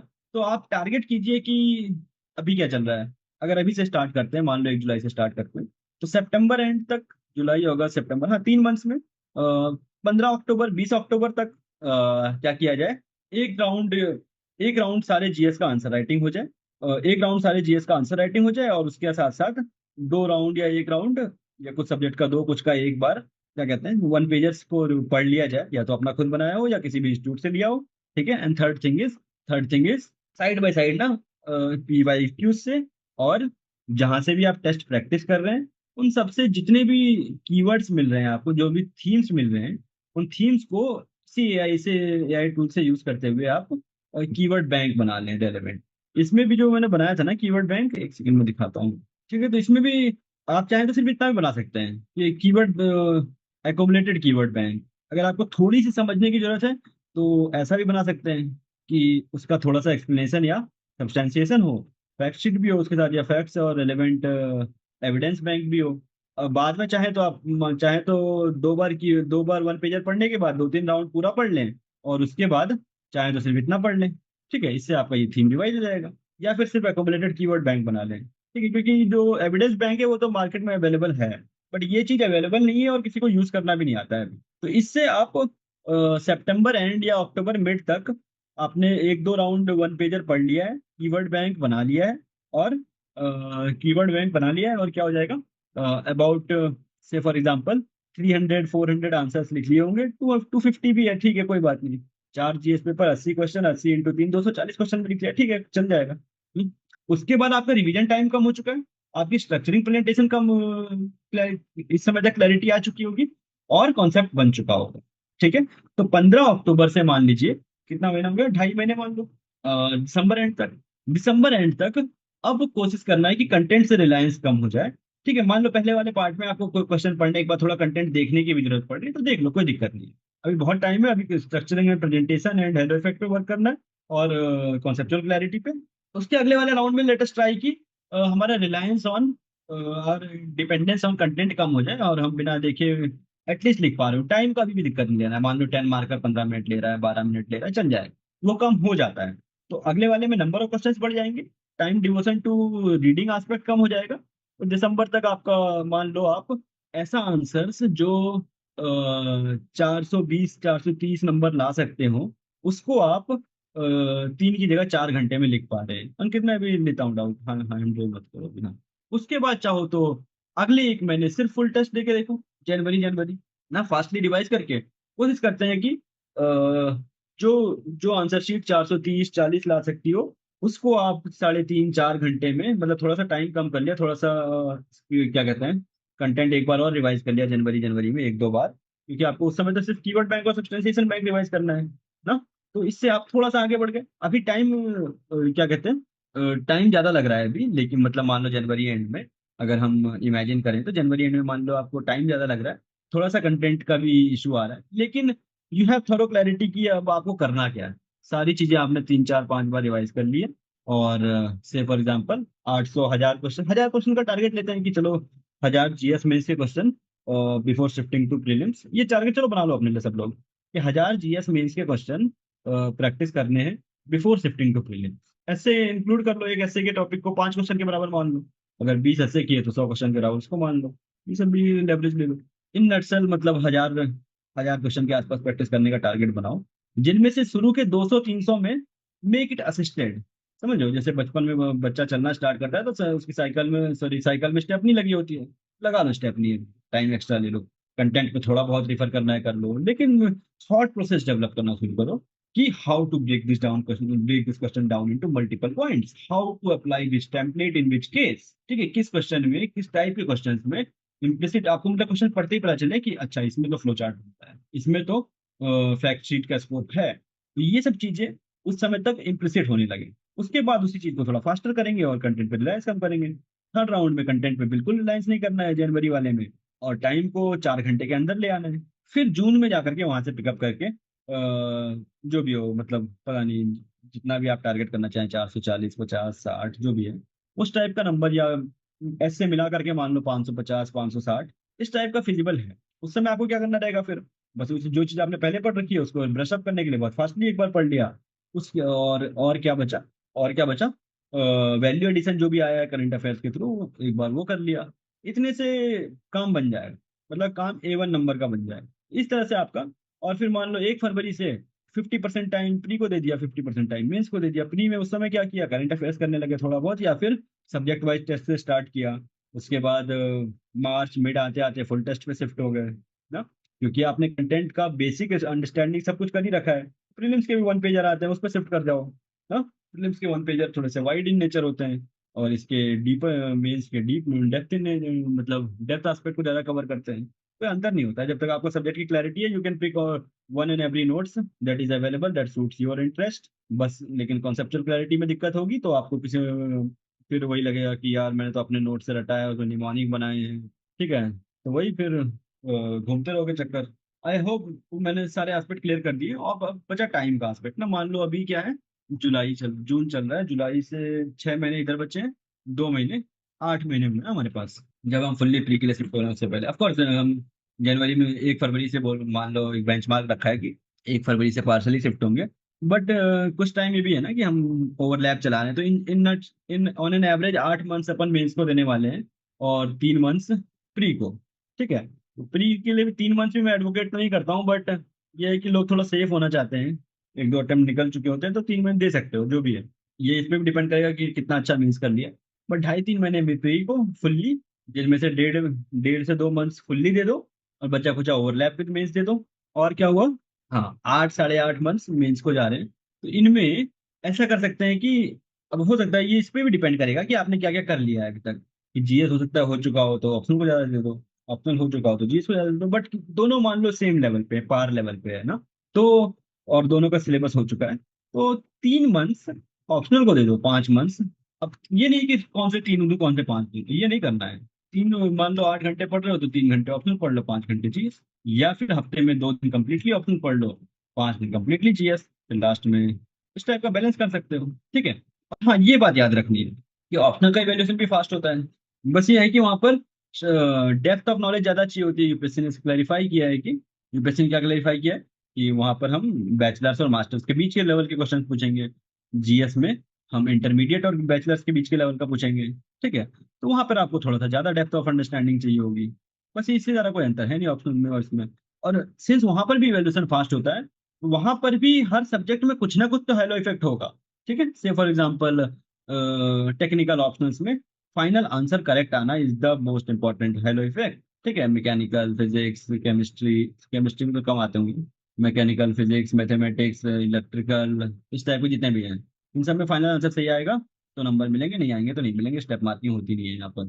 स्टेप मार्किंग नहीं होती, ये भी इंडिकेटर है कि अच्छे से कॉपी इवेलुएट नहीं हो रही है ना, कि हड़बड़ाहट में कॉपी इवेलुएट हो रही है। लास्ट में आंसर जाके वो देख रहे हैं सही आया है तो ले भाई 10 में 20 में 15, गलत आए हैं तो ले भाई 20 में 3, कुछ कुछ लिखा है तो 3 नंबर दे दिया बिना देखे।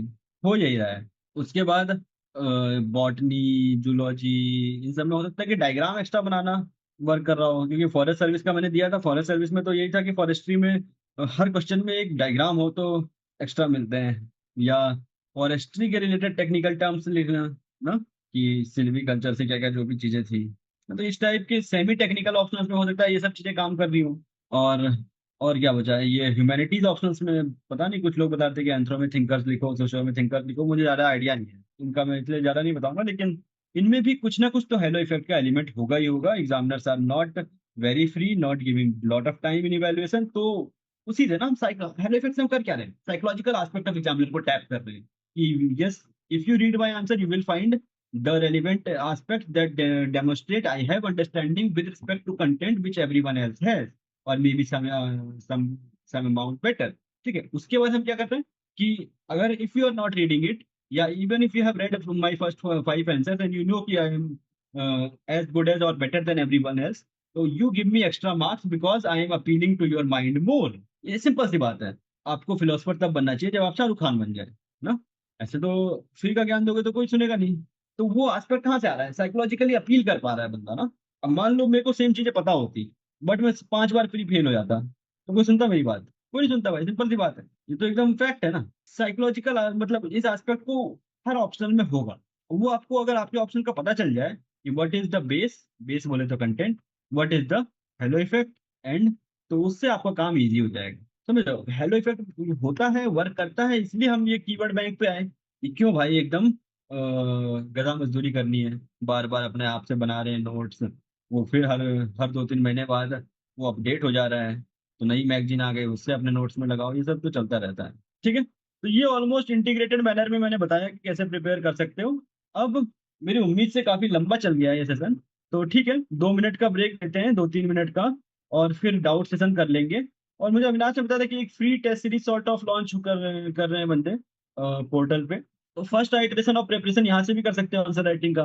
बट कहीं से अगर क्या कहते हैं, जो मैंने बोला ना डेलिबरेट इंटरजेक्शन करना होगा, वो एस्पेक्ट कहीं से कोई सिखा सकता है तो वो और अच्छा होगा। भुवन इज आस्किंग जी, उनका स्टेट पीसीएस है और कर्नाटका है आई गेस केस है, तो कर्नाटका पीसीएस है। एंड तो देखो अब तुम एक्स्ट्रा एफर्ट कर ही रहे हो, 3-8 घंटे की जगह 10-12 घंटे लगा रहे हो, तो अब ये कैलकुलेट कर लो कि what is the difference in syllabus. से for instance you have to read you have to read for some amount of extra Karnataka basics और Karnataka current affairs whatever it is. ठीक है, उसका कितना टाइम लगेगा। And in state PCS I have observe कि particularly UP and Bihar and I guess Rajasthan also, there are some books from which questions are getting repeated, and वो books आप identify कर पा रहे हो कि नहीं। So whatever aspects we have discussed with respect to being concise in the resources, being multiple, doing multitude of revision and developing the skill aspect and practice, that will work in the state pieces also। And अगर आप ये level of, I don't know कि आपका prelims है नवंबर में या mains है, but मान लीजिए आपको पता चला कि जीएस तो ऑलमोस्ट सेम आ रहा है, but if you put 200 extra hours, 300 extra hours, you can calculate कि आपको कितना लगेगा उसके लिए, स्टेट स्पेसिफिक कर्नाटका का पढ़ने के लिए। एंड उसके बाद प्रैक्टिस के लिए तो उतना नंबर ऑफ आवर्स आप मेंस से या बैकवर्ड प्लानिंग करनी चाहिए हमेशा ना, कि आपको मान लो 31 नवंबर को अपियर करना है, 300 आवर्स चाहिए फॉर एग्जाम्पल, तो आप ये बना सकते हैं कि 5 नवंबर से या 1 नवंबर से आप कंप्लीटली कर्नाटका का पढ़ लेंगे। उससे पहले आप 15 सितंबर से या 1 अक्टूबर से स्टार्ट कर दिया, 2-2 3-3 घंटा पर डे। 1 मंथ पर जीएस इज वेरी मच, उतने में वेरी इजिली हो जाएगा। Learning static part of means given sections and consolidating, yes, 1 month is good enough। Keyword bank, what prompt to be given for keyword bank shown by sir? अब वो तो यार देखो IP type चीज होगी ना यार। मैंने तो बता दिया कैसे करना है कि उससे कन्वर्सेशन करो, जब तक तुम्हें जो चीज चाहिए वो समझाना है उसे। ठीक है, और वो चीज मेरे से कीवर्ड बैंक लेने क्या कहते हैं, उससे मेरे से प्रॉम्प्ट ले लोगे ना, वो मजा है नहीं, क्योंकि ये आखिरी चीज तो है नहीं जो तुम की एआई से पूछ रहे होगे। एक बार 2-4 घंटा, 5 घंटा, 6 घंटा एफर्ट करके एक्स्ट्रा खुद से बना लो, तो उसके बाद तुम बाकी चीजें भी जो तुम्हें चाहिए होंगी उसमें ज्यादा काम आएगी। हाउ टू यूज में देखो बताया था मैंने कि आपका पॉइंट्स का रीजनिंग, रीजनिंग कहाँ से आ रहा है, पॉइंट का रीजनिंग कीवर्ड से आ रहा है, और सब्सटेंसिएशन एग्जांपल डेटा फैक्ट्स इन चीजों से आ रहा है। तो तो आप कीवर्ड बैंक, आप जैसे मान लीजिए, अब मैंने बताया कि geography of fort, fort architecture का ज्योग्राफी से कोरिलेशन पूछ लिया मान लो। ठीक है, तो आपको ज्योग्राफी को ब्रेक डाउन करना आना चाहिए ना, तो वहां से ज्योग्राफी रिलेटेड कीवर्ड्स आ जाएंगे, और उसका सब्सटेंसिएशन एग्जांपल किसी फोर्ट के एग्जांपल से आ जाएगा। सिमिलरली इफेक्टिवनेस ऑफ डीबीटी वाला था, तो इफेक्टिवनेस वर्ड को ब्रेक डाउन करना आना चाहिए। उसके एग्जांपल डीबीटी से आ जाएंगे कि डीबीटी के फीचर्स से आ जाएंगे। ठीक है। मियरली मियरली डीबीटी के फीचर्स डंप कर देने से answer will be very shallow. ठीक है, वो तो आपने वो बताया जो आपको आता था, आपने ये तो बताया ही नहीं क्वेश्चन ने जो पूछा था। ठीक है। तो आपको इफेक्टिवनेस के क्या क्या कंपोनेंट्स होंगे, कुछ अमाउंट ऑफ इमेजिनेशन लगेगा, कुछ अमाउंट अगर आपने कीवर्ड बैंक में इफेक्टिवनेस को ब्रेक डाउन कर दिया है तो वो लग जाएगा, और कंसोलिडेशन के लिए, ये सॉरी सब्सटेंसिएशन के लिए डीबीटी के आपने फीचर्स दे दिए कि आधार इनेबल्ड है, डायरेक्ट ट्रांसफर है। ठीक है। लेसर लेसर ब्यूरोक्रेटिक हायरार्की है, ये सब चीजें डीबीटी के फीचर्स हो गए। Self evaluation of answer, self evaluation of answer में देखो सबसे बेहतर बेहतर बढ़िया चीज तो ये है कि ऑफकोर्स आपको कुछ अमाउंट तो शुरू में डायरेक्ट सेल्फ इवैल्यूएशन नहीं करना चाहिए। डायरेक्ट सेल्फ इवैल्यूएशन करने से आपको कोई पता नहीं चलेगा कि आप कितने पानी में हैं। एक बार सम लेवल अचीव कर लेना चाहिए, उसके बाद सेल्फ इवैल्यूएट करना चाहिए। एंड एक की क्या कहते हैं, टॉपर्स आंसर शीट से आप बेंच मार्किंग कर सकते हैं। बट उसमें दिक्कत ये होती है ना कि हम एक्सेप्शनल केसेस ढूंढ करके वो करने लगते हैं कि देखो यार उसने भी ये किया था, उसके भी तो नंबर आ गए, तो मैं वैसा ही वही कर रहा हूँ, मेरे हो सकता है मेरी वजह। बट ये चीजें ना होलसम लेवल पे की जाती है कि आप मन ने देखा कि मान लो किसी ने तो यार 8 पॉइंट लिखा था, उसके भी नंबर आ गए ना, तो आप 8 पॉइंट पे आ गए। बट आप ये नहीं देखेंगे कि 8 पॉइंट लिखने वाले मोस्ट ऑफ द लोगों का नहीं हुआ है, हो सकता है उस बंदे ने एक्स्ट्रा कुछ कर रहा हो, उसके डेटा फैक्ट इतने एग्जैक्ट हो कि इसलिए उसको नंबर मिले हो। ठीक है।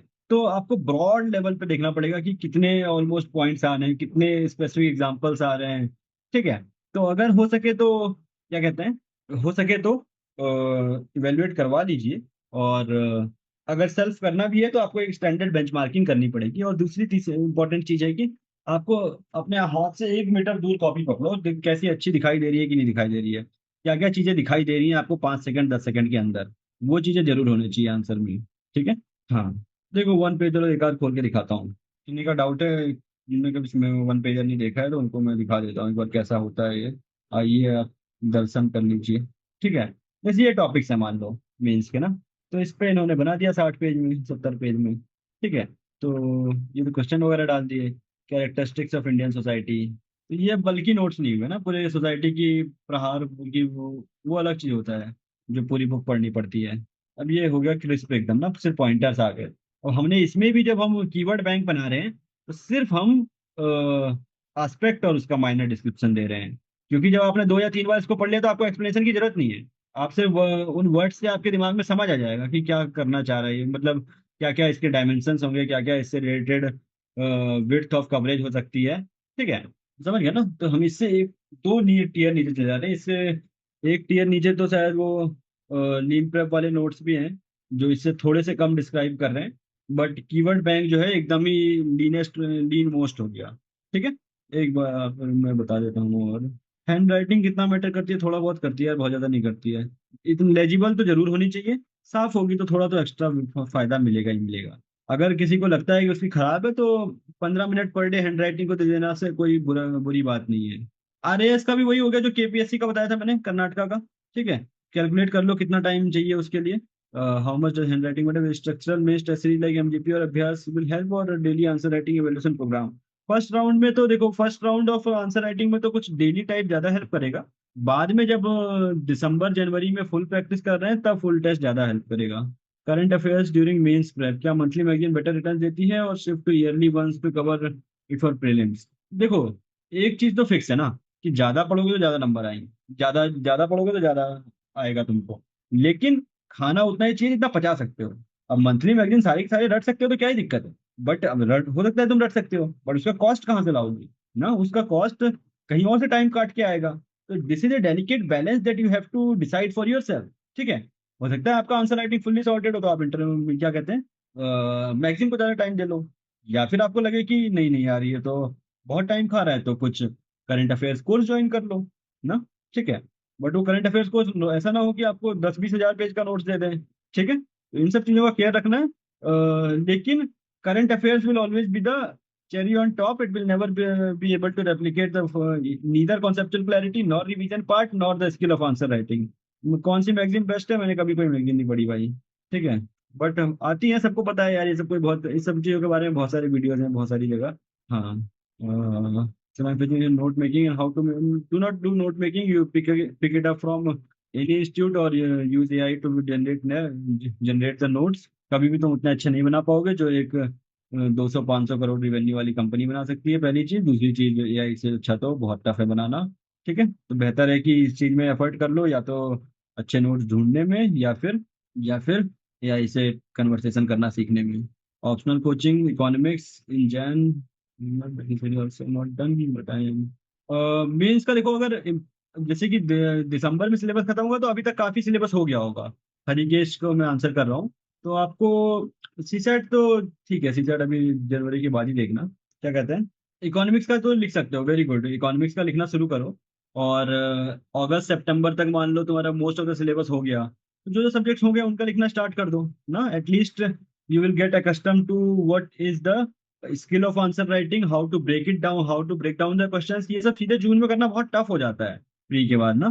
क्रिस जो बता रहे हैं, देखो यार, इसमें ऑलमोस्ट यही पार्ट मैंने पूरे में आंसर किया है कि never return mains, how to clear mains in first attempt whenever I clear. ठीक है ना, वही जो ऑलमोस्ट हमने डिस्कस किया है कि कंटेंट पार्ट एकदम कंसाइज होना चाहिए, जो कि बहुत बार रिवाइज हो चुके हैं, और मेंस आंसर में वो डिफरेंशिएटिंग फैक्टर्स होने चाहिए ना। तो यही बेस्ट शॉट है मेंस का ना। प्री का तो फिर थोड़ा जो जो अपन ने डिस्कस किया प्लस थोड़ा बहुत तो लग चाहिए उसमें, मैं इस बात पे डिसएग्री नहीं करूंगा। What was your source for GS1 and how you approach that paper? My source for GS1 was मैं कोई भी मतलब मैंने 3 साल में 3 डिफरेंट सोर्स किए होंगे। 23 में मुझे कुछ पता नहीं था, तो मैं सीधे क्लास नोट्स ही पढ़ लेता था। 24 में इधर उधर से मैंने जुगाड़ा कुछ नोट्स। एक 16 रैंक आई थी माधव की, माधव से लिए थे कुछ नोट्स, माधव ने अपलोड भी किया था शायद। और कुछ मेरे कुछ फ्रेंड्स ने बनाए थे, और 1 पेज तो उनसे लिया था जो उन्होंने अच्छा बनाया था। कुछ मैंने यही क्या कहते हैं, 24 में स्मैशर नहीं आई थी, बस कहीं से तो लिया था, लेकिन मैंने कभी बनाया तो नहीं खुद से। और मैं इस चीज़ के बहुत ही फ्लेक्सिबल हूँ, एग्नोस्टिक हूँ कि कहीं से भी रिसोर्स हो, जब तक वो जब तक वो कवरेज दे रहे हैं और कंसाइजनेस दे रहे हैं, इट डजेंट मैटर्स मुझे। ऐसा मतलब मान लो मुझे, मतलब भाई ऐसे एडजेक्टिव्स के थ्रू मैं सबको एड्रेस करना चाह रहा हूँ कि जब तक अंडरस्टैंडिंग है, और जब तक क्या कहते हैं जब तक अंडरस्टैंडिंग है, और जब तक मैं मल्टीपल टाइम रिवाइज कर पा रहा हूँ, और जब तक मैं स्किल पे फोकस कर रहा हूँ आंसर राइटिंग के, तब तक मैं कोई भी नोट्स उठा लूँ, it is not going to make a big difference. I am simulating mains 25 ऐसा करो ना करण यार, कि तुम एक चीज कर लो टारगेट, या तो जीएस टारगेट कर लो या ऑप्शनल टारगेट कर लो 26 के लिए। उसके बाद दूसरी चीज को ज्यादा वेटेज दे लेना अगर ओवरवेलमिंग हो जा रहा है तो, क्योंकि हाफ कुक्ड अप्रोच से तो कोई ज्यादा फायदा नहीं होगा। इवेलुएट कहाँ से करवाऊँ, अगर कहीं का टेस्ट सीरीज लिया है तो वहां से कर लो, नहीं तो लीन प्रेप का रूब्रिक भी ऐसा है जो ऑलमोस्ट उनकी खुद की टेस्ट सीरीज पे फ्री होगा। या अविनाश से पूछो कि अगर क्या हुआ एक्सटेंडेड, ठीक है, कितना इवेल्यूशन हो सकता है। What can we expect from one to one mentorship from mentor they are just brilliant and give generally. यही मैंने बोला था यार, mentor must at least know how to clear this exam, और इंटरेस्ट दिखाना पड़ेगा। यार देखो पता है हाउ टू इफेक्टिवली यूज में ना, एक तो तुम्हें मेंटर पे तुम्हें थोड़ा सा एग्नोस्टिक रहना पड़ेगा कि वो बंदा अगर तुम्हें नहीं बता पा रहा तो चेंज कर लो। चेंज कर लो मतलब मान लो उनके पास 10-20 मेंटर का पूल है, कोई एक दो हो जो जेन्युइन हो। हाँ, पर्सनली मैंने एक जगह पे किया था काफी टाइम, तो इंटरेस्ट तो आया था, आई डोंट नो स्टूडेंट्स को कैसा लगा, बट हाँ, एनी इंस्टीट्यूट कहाँ से मेंटर लें। यार देखो, मैं इस पे ना मैं आंसर तो दे दूँ, लेकिन मेरा पर्सपेक्टिव थोड़ा डिफरेंट होगा। मैंने 24 में मेंटरशिप पहली बार ली और मुझे हेल्प की थी। 23 में मैं धक्के मार के ऑप्शनल स्ट्रांग होने की वजह से और इंटरव्यू चला गया, तो मेरे को एक सीनियर्स बैच में एक्सेस मिल गया, वाजीराम में। तो सीनियर्स बैच में क्या होता है कि वो थोड़ा स्पेसिफिक फोकस देते हैं। तो उस समय सजल सर थे और बीरेन सर थे, तो दोनों वहाँ के बेस्ट मेंटर्स थे, तो वहां से मुझे तो हेल्प मिला था। बट आई कैन नॉट से द सेम कि बाकी सारे मेंटर्स जो इनके इंस्टीट्यूट्स में हैं, से फॉर एग्जाम्पल सारथी में है चाहे वाजीराम में है, फोरम में तो यार बहुत क्राउडेड है। फोरम में तो मैं जहाँ जिनसे भी मैं सुना हूँ कि एमजीपी में जो भी मेंटर्स मिलते हैं वो ज़्यादा, उनके भी टॉप मेंटर्स अच्छे होंगे, बट इन जनरल जो क्राउड को मिल रहा है, यही दिक्कत आ रही है मेंटरशिप में। टॉप के तो अच्छे हो जा रहे हैं, ठीक है। ठीक है, उसके बाद आगे का कैसा, मतलब मेजर चंक ऑफ क्राउड में कैसा मेंटरशिप दे रहे हैं मुझे नहीं पता, क्योंकि मेरे को एकदम by virtue of appearing for interview मुझे उनके जो भी सजल सर थे, बीरेन सर थे, दोनों से मेंटरशिप मिली थी और मुझे उनका हेल्प मिला था। बट आई कैन नॉट से द सेम फॉर एवरीवन। और मैंने भी एक बार कहीं पे एज ए मेंटर भी ट्राई किया था। मैंने कोशिश की थी अपनी तरफ से बेस्ट, बट बाकी तो बच्चों का नहीं पता। ठीक है, तो ये वन शॉट आंसर देना टफ है यार। ये है कि वाजिरा में मैंने देखा था कि उन्होंने इंस्टीट्यूशनल स्ट्रक्चर तो अच्छा बनाया है, but it is very very costly also, that is also one caveat. Which source is used for, मैंने तो बता दिया है कि next next year current next IAS current affairs join कर लूँ। दिपिन सर वाला अच्छा है। विपिन सर का एटलीस्ट मेंस के लिए बहुत अच्छा है। जीएस प्लस एसए, एसए को तो एकदम हैक किया गया है। एसए में तुम्हें बस ये जानना है कि एसए में क्या काम करता है, उसका बहुत अच्छा प्रॉम्प्ट बनाओ। एसए में लोगों को लगता है कभी पेपर रिपीट नहीं होता, एसए में ऑलमोस्ट 8 में से 5 टॉपिक रिपीटेड होते हैं if you look at the surface level themes. Scientific temper, romanticism, मतलब क्वेश्चन की बात नहीं कर रहा हूँ मैं, जो कोटेशन देते हैं अंग्रेजी में या हिंदी में, वो तो है अपनी जगह पे। लेकिन थीम्स का मतलब यही होता है, risk taking ability, pragmatism, social justice versus charity, environmentalism, ठीक है, हैप्पीनेस, सिंप्लिसिटी। तो अगर आप समझ जाओ ऐसे में क्या वर्क कर रहा है, कि नोवेल्टी आनी चाहिए, न्यू एग्जांपल्स आने चाहिए, जो भी है, कंसाइज होना चाहिए, ब्रॉड होना चाहिए ना, ये तो बहुत इजी है, बहुत कम टाइम में बता रहा हूँ मैं। लेकिन इन जनरल जब अपन ने 2-4 घंटे में डिस्कस किया था तो यही बताया था कि ये सब चीजें हो, उसका प्रॉम्प्ट बनाओ, जीपीटी को बोलो या जेमिनाई को, क्लाउड को, जिसको भी, कि भाई मुझे थीम्स पे ऐसे दे, मुझे उस पे मत दे जो टॉपिक है। क्योंकि क्वेश्चन आया है एक साल, the philosophy of wantlessness utopian and materialism, इसका है मेरा। इस टॉपिक का भी यही मतलब है, कंटेंट क्या कहते हैं, मटेरियलिज्म वर्सेस मिनिमलिज्म। और इस साल आया contentment is natural wealth, luxury is artificial poverty, 2025 में। इस टॉपिक का भी यही मतलब है, मिनिमलिज्म वर्सेस मटेरियलिज्म। ठीक है, तो दोनों के टोन चेंज करके सेम चीज परोस सकते हो। और जितना अच्छा जीपीटी जेमिनाई बता सकता है, उतना अच्छा तो मेंटर या कुछ नहीं बता पाएगा। ठीक है, 8 में से 5-6 टॉपिक तो रिपीट हो जाएगी। मैंने तो 2025 में यही किया था। वेरी एवरेज इंग्लिश है मेरी, लेकिन बोलने की ज्यादा एवरेज है, लिखने की थोड़ी कम है। गिवन कि हर साल लोगों के ऐसे मार्क्स रिड्यूस होते हैं, बट मेरे ईयर आफ्टर ईयर 89 से 101 गए, 101 से 121 गए, तो उसमें इस चीज ने तो बहुत हेल्प किया, पर्टिकुलरली ये भी। और हाँ, ये ऐसे में एक और कैविएट है कि जितने मान लो कोई टीचर है जैसे पढ़ाते हैं, उनके वहाँ 5,000 लोग पढ़ते हैं, तो सब तो उसी उन्हीं की तरह लिखेंगे ना जो वो सोचते हैं, वहां पे सबको एवरेज मार्क्स मिलेंगे। तो ऐसे में किसी से गाइडेंस ना लेना बेहतर है, कि समझ जाना, उसके बाद स्टेप अप पे थे सर, आप भी स्टेप अप में नहीं था भाई मैं। कावा is for mains, what to do for prelims. कावा का प्रीलिम्स भी होता है वैसे, बट मैंने कभी देखा नहीं है। देखा तो मैंने मेंस का भी नहीं है, बट मैंने सोचा था अगर 26 में देना पड़ेगा तो कावा भी ज्वाइन करा था मैंने बीच में कुछ दिनों के लिए। गुड फॉर मेंस चीजें मैं तो बताया दीपेंद्र यार। अब देखो ना, बहुत सारी चीजें हैं कि कंटेंट नहीं, मतलब नए आ जाते हैं, बट जब तक कवरेज है, कंसाइज है, और क्या कहते हैं, कवरेज है, कंसाइज, तो कोई भी उठा लो यार, और तुमको कॉन्सेप्चुअल क्लैरिटी है, तो कोई भी दिक्कत नहीं करेगी। शून्य इसके नोट्स अच्छे हैं। ठीक है, शून्य इसकी बहुत ही पतली वाली आती है, वो वज्र या प्रहार, जो भी ब्रह्मास्त्र बैज में ना, एक दिन में पूरा लेक्चर पढ़ा देते हैं वो। गवर्नेंस पढ़ा दिया एक दिन में, 10-10 घंटे में। उसके फिर बहुत ही 50-50 पेज के गवर्नेंस के नोट्स बने, वो भी अच्छा है। जीएस 2 के लिए मैंने 2025 में यही यूज किया था, क्योंकि जीएस 2 वहाँ पे सबसे पहले खत्म हो रहा था। मैंने अपने 5 दोस्तों को बोला, भाई एक एक लेक्चर कर दो यार प्लीज, मैं तो दिन भर लेक्चर कर नहीं सकता प्रियर में इसके बीच में। ठीक है, तो उन्होंने करके दे दिया। सेम स्टाइल भाई, क्वेश्चन पूछ पूछ के, डेप्थ ऑफ कवरेज, मतलब स्टाइल क्या हो आप, ये सब तो फिक्स था ना कि पेस्टल नहीं लगाना है, और ये सब स्टेक होल्डर और एसडीजी ये सब नहीं लगाना है। देखो मोटिवेशन और ये फोमो, इन सब का सेम आंसर है भाई। अगर तुम मेहनत कर रहे हो, तुमको रिजल्ट दिखाई दे रहा है, तुम उसी को करोगे ना। हाँ, वाई वॉट ये सब करना है। ठीक है, आर्ची मैं तुम्हें बता रहा हूँ। तो क्यों भागोगे अगर तुम कर रहे हो अपने प्लान पे, 10 दिन भी स्टिक नहीं कर रहे हो, तुम चाह रहे हो रिजल्ट दिखाई दे, तो फिर कैसे होगा। तुम एक बार अपने प्लान पे 1 महीना स्टिक करो, वो चीज अगर नहीं वर्क करती तब चेंज करो ना। Do not fix what is not broken, समझ रहे हो। If you try to fix what is not broken, तो फिर नई चीज ब्रेक हो जाएगी उसी को फिक्स करने के चक्कर में। यार बहुत टाइम लगेगा ऐसे में Divyanshi. As soon as one is done with one pager investigating the halo effect and 240 answers are drawn, they should go for main test series. Yes, हाँ ये कर सकते हो ना, तो आप उस समय तक टेस्ट सीरीज का फायदा भी उठा पाओगे कि आप मतलब ऐसा हो ना कि अगर आपको 20 टेस्ट ऐसे लिखने में ही चले गए, तो 1,000 रुपए का एक टेस्ट होता है भाई, वो भी कोई सिंपल चीज नहीं है। पहले एक बार कहीं बैठ के सोल्डे से सीख लो कि क्या लिखना है, कैसे लिखना है। और keyword bank is actually game changer, इसको ट्राई करना। It is not a backward trajectory, मतलब बैकवर्ड ट्रेजेक्टरी बोले तो कि 5 साल 4 साल पहले किसी ने, या मान लो 10 साल पहले किसी ने पॉइंट वाइज लिखना स्टार्ट किया, तो अब उसके जब 5 साल बाद उसका इफेक्ट रिड्यूस हो चुका है। वन पेजर 2020-22 में लोगों ने खुद से वन पेजर बनाना शुरू किया। ठीक है, उसका इफेक्ट डायल्यूट हो चुका है, अब उस स्ट्रेटजी से उतना वर्क नहीं करेगा, क्योंकि अब वन पेजर बने बनाए आने लगे। उस चीज को क्यों बनाओ, लेकिन जो नहीं है उसको बनाओगे, तब तुम आगे अगले 2-3 साल के लिए वेरी कॉम्पिटेटिव इन नेचर रहोगे। मैं नहीं कह रहा हूँ कि अगले 10 साल बाद भी ये काम करेगा, लेकिन अगले 3-4 साल तो ये वेरी इजली काम करेगा। और स्टेट पीसीएस में तो अभी भाई लगाने लगोगे, तो मैं देख रहा था पेपर, स्टेट पीसीएस का लेवल अप हुआ है बहुत सालों का। वहां पे ये सब स्टार्टिंग लगाते थे तो खत्म है game. Where can I find one pager notes, where is not very significant question. Telegram पे एक्सप्लोर करो, गूगल पे एक्सप्लोर करो। नहीं तो एक सबसे अच्छी हर चीज कहाँ मिलती है पता है तुम्हें? हर नोट्स, हर बुक दुनिया की। एक जेड लिब होता है, zlib.sk, जो भी होगा, जेड लिब पे दुनिया की हर बुक मिलती है। तो don't be afraid of taking coaching names. अभी तुम्हें वैसे कोई क्लिप करके डाल देगा, फिर बोलोगे सर हम तो आपको जानते नहीं। वैसे अफ्रेड की मेरे कोई बात नहीं है।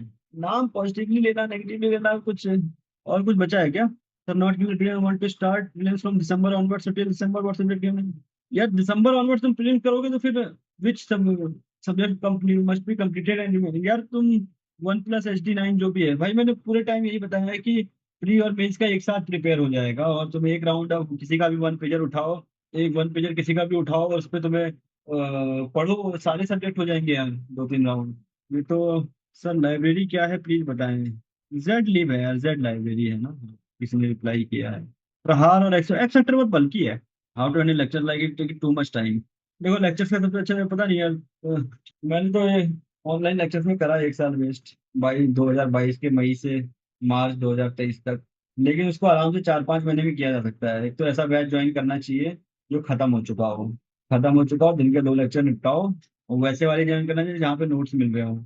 सोर्स वोर्स का यार ऑलमोस्ट सब मैंने बता दिया है, और मैं जिस चीज़ का मास्टर नहीं हूँ उसमें मैं कमेंट करना भी नहीं चाहता हूँ। मैंने बहुत कम ऐसे सोर्स और उन चीज़ों पे एफर्ट किया है। करंट अफेयर्स पे, उन चीज़ों पे तुम बहुत सारे लोग बहुत जगह बताते हैं, उनसे जान लो ना, वो चीज़ ज़्यादा अच्छा रहेगा। तो क्यों मैं अपने आप को तुरंत खान बताने के लिए सब कुछ बताते रहूँ, और उसमें मुझे खुद ही हाफ आइडिया। हाँ, जो जीएस ऑप्शनल करंट का वाइड आइडिया दे दीजिए, कितना टाइम दो? 40% टाइम जीएस को दे दो, सॉरी ऑप्शनल को दे दो 60%, करंट 60% ऑप्शन, क्या बचा? 40 ऑप्शनल, 60 जीएस, और बचे कुछ एक पूरे दिन में से आधा 1 घंटा करंट को दे दो यार। एक all lecture of lead batch भाई, बीच में तो 16-17 महीने ही लिए हैं, टेंशन मत लो। एस्पिरेंट भाई कंप्लीट रोड मैप मैंने बहुत बार बता दिया है। बट ये कॉन्ट्राडिक्ट हो जाएगा। For example we have made notes from different sources but one pager notes have different. यार मैं समझा नहीं मैं भाई शिव। कुछ कॉन्ट्राडिक्ट नहीं होगा भाई, जब तक तुम्हें समझ आ रहा है ना, जब तक समझ आ रहा है तब तक कोई टेंशन नहीं होगा। शादी का क्या प्लान है? लड़कों से तो नहीं कर रहा हूँ फिलहाल। ठीक है, इस प्रहार इज गुड सर, प्रहार is good, yes. Can't recall content while writing despite revision. वही बात है, नंबर आइट्रेशन की बात है यार। आइट्रेशन की बात है एकदम, कि कितने आइट्रेशन में रिवाइज कर पाए हो। अब तुम सोचो एक बार पढ़े उसके बाद उस सब्जेक्ट को रिवाइज करने का टाइम 3 महीने बाद आ रहा है, तो कैसे याद रहेगा भाई? और सबसे अच्छा तरीका तो ये होता है लिख लिख के रिवाइज करना। मतलब जो मान लो क्वेश्चन आया ना, कभी टेस्ट में क्वेश्चन आया, अगर एक बार जो चीज तुमने लिख ली ना, वो चीज तो दोबारा नहीं भूलोगे कभी। ठीक है, जैसे मान लो आया व्हाट इज प्रिसीजन एग्रीकल्चर, तो हर उसके बाद एग्रीकल्चर का कोई भी क्वेश्चन आए, सॉल्यूशन चैलेंजेस कुछ भी ना, तो उसमें तो प्रिसीजन एग्रीकल्चर तो एक पॉइंट डाल ही दोगे। ठीक है, तो इसलिए क्वेश्चन लिखने पे ज्यादा फोकस करो, short and crisp revision. What was your way to revise the bulky notes in first iteration?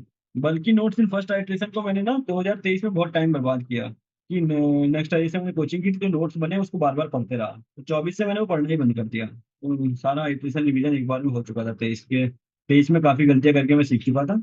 24 में मुझे ठीक ठाक मेंटरशिप मिली, डिसेंट, उससे मैं और सीख गया। उसके बाद 24 में सिलेक्शन हो गया, तो मैंने बहुत सारे टॉपर्स के कम्युनिटी में चला गया, तो वहां से मुझे और आइडिया मिला। सब कुछ कंपाइल किया मैंने।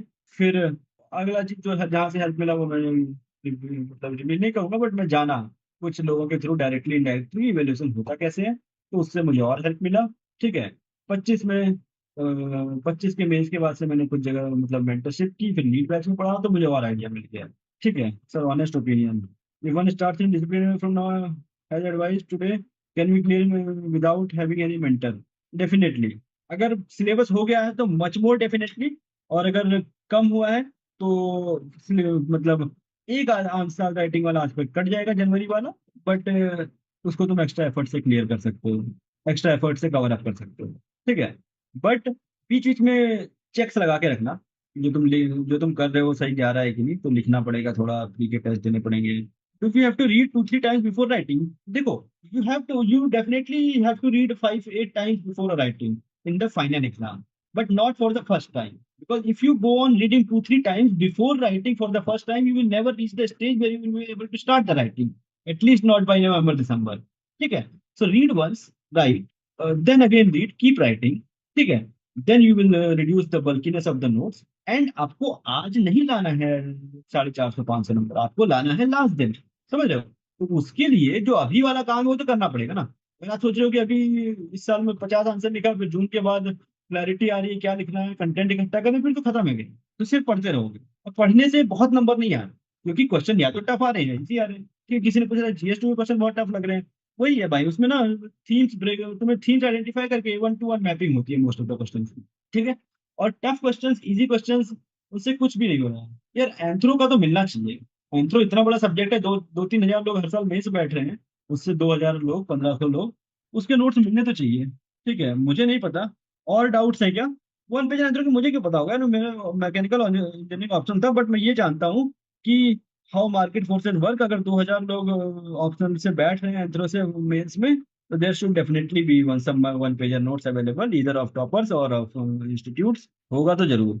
कहीं भी कर लो यार, सेम बात होती है, कोई बहुत ज्यादा अंतर नहीं पड़ता। Forum, MGP, Vajiram, sure sure, सारथी, नित्य प्रगति, जो भी करना है, विजन अभ्यास, जो भी है यार। अनामिका, क्या this year got very low score. ये था इस बार, शॉकर तो था अनामिका। इसका कोई वन शॉट सॉल्यूशन तो नहीं है, बट क्या कहते हैं, you should start with the process that we have discussed, and hopefully if you feel improvements on the way, you will definitely try to, you will get motivated as well, and you will get into a virtuous cycle, and बैठने से तो नहीं होगा ना। It is a test of mental grit, maybe this is your challenge, या आपको इस trajectory में ये वाला चैलेंज फेस करना हो। एक बार वरा लक्ष्मी का क्वेश्चन ले लेते हैं। Vara Lakshmi, can you turn on your mic and ask the question? So my subjects like polity, economy, geography, my base is good in them. But for subjects like history, art and culture, or ancient medieval society and other GS papers, where they are mains heavy. My foundation is not that good. If I sit for them now, it will again take some 3-4 months to build only that foundation. Then when I can do the one pager notes and to consolidate and write practice mains, it will again take more Yes, yes, time. yes, yes, yes. Other than the ethics, all the main heavy subjects, you can do that. Na Sunya, yes, 1 day lectures. 1 day lecture is there. Society is there. Say for example, they will complete society in 10 hours. Most likely, ठीक है. If you are conscious कि whichever word you don't understand, you will look that in GPT or Gemini and get that clarified. That can very well work. Yes, sir. Subjects like polity, economics, geography, modern history, they should not be uh, done in a shortcut manner, because they are very controllable in the prelims.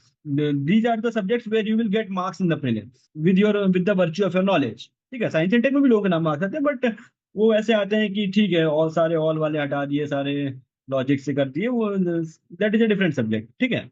Other than these 4 subjects, you can very well prepare it from 1 day lecture of Sunya is there. ठीक है। You will be able to make the one pager notes also in the same very day. The 10 hours lecture, if you even if you take 12 hours, complete in 2 days. In a month's time, other than the ethics, you can complete everything. And of course, economy, polity, geography, and modern history. That is something you should not take shortcuts. This will help. And ethics, you can meanwhile you can start answer writing and complete ethics through some lecture source. ठीक है। Ethics is also means one complete subject. Therefore, I am not asking you to take complete shortcuts. Anything else that you'd like to ask, Varalakshmi? Anthropology and sociology dead. Many लोग लाते हैं यार. I have seen in the means the selected students group. I was seeing the mark list. People were getting 290 plus, 300 plus also. But yes, that is the risk in those papers. It is very easy to score 8 or 9 out of 20, but it is very tough to score 12 out of 20, 13 out of 20. So that is a risk there, but you can find what is the halo effect of those subjects, and maybe in that case you might be able to get 280 plus at least. 270 plus in anthro or socio is very good, because that is saving you time for dedicating to other options, other GS subjects, equivalent substitution bank. For it will not get bulky, because consolidation bank is not something you make. It is available in the Telegram market everywhere. ठीक है, fact sheets or what you say, case laws, these all things. And keyword bank, see, I said ki there are about 600 keywords, say for instance, na, because the keyword bank that I showed you, it had some substantiation also. It had some evidence also, yeah, fact sheet also. Say 600 with substantiation, with facts, it is 1,000 pages. But you saw the content density per page was very low.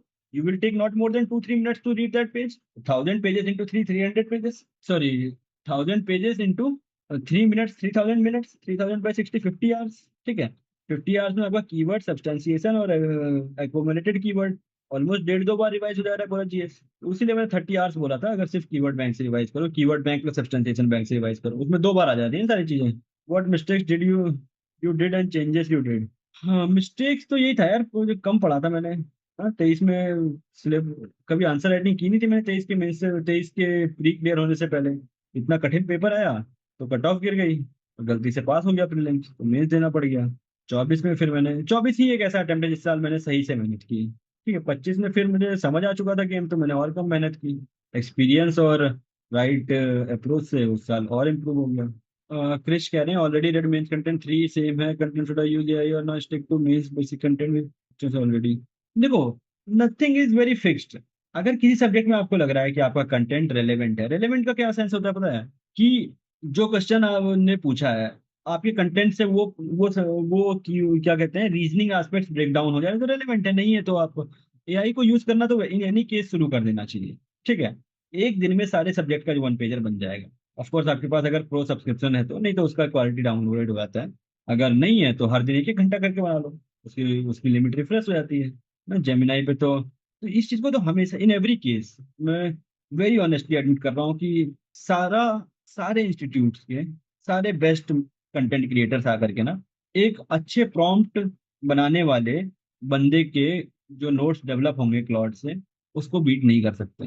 ठीक है, Claude का तो best है ही भाई, but बहुत महंगा है, तो देख लो। ये गिवन फैक्ट है, the world has changed and it is better you embrace that. और क्लॉड का ले लो तो 4-5 लोग मिलके ले लो।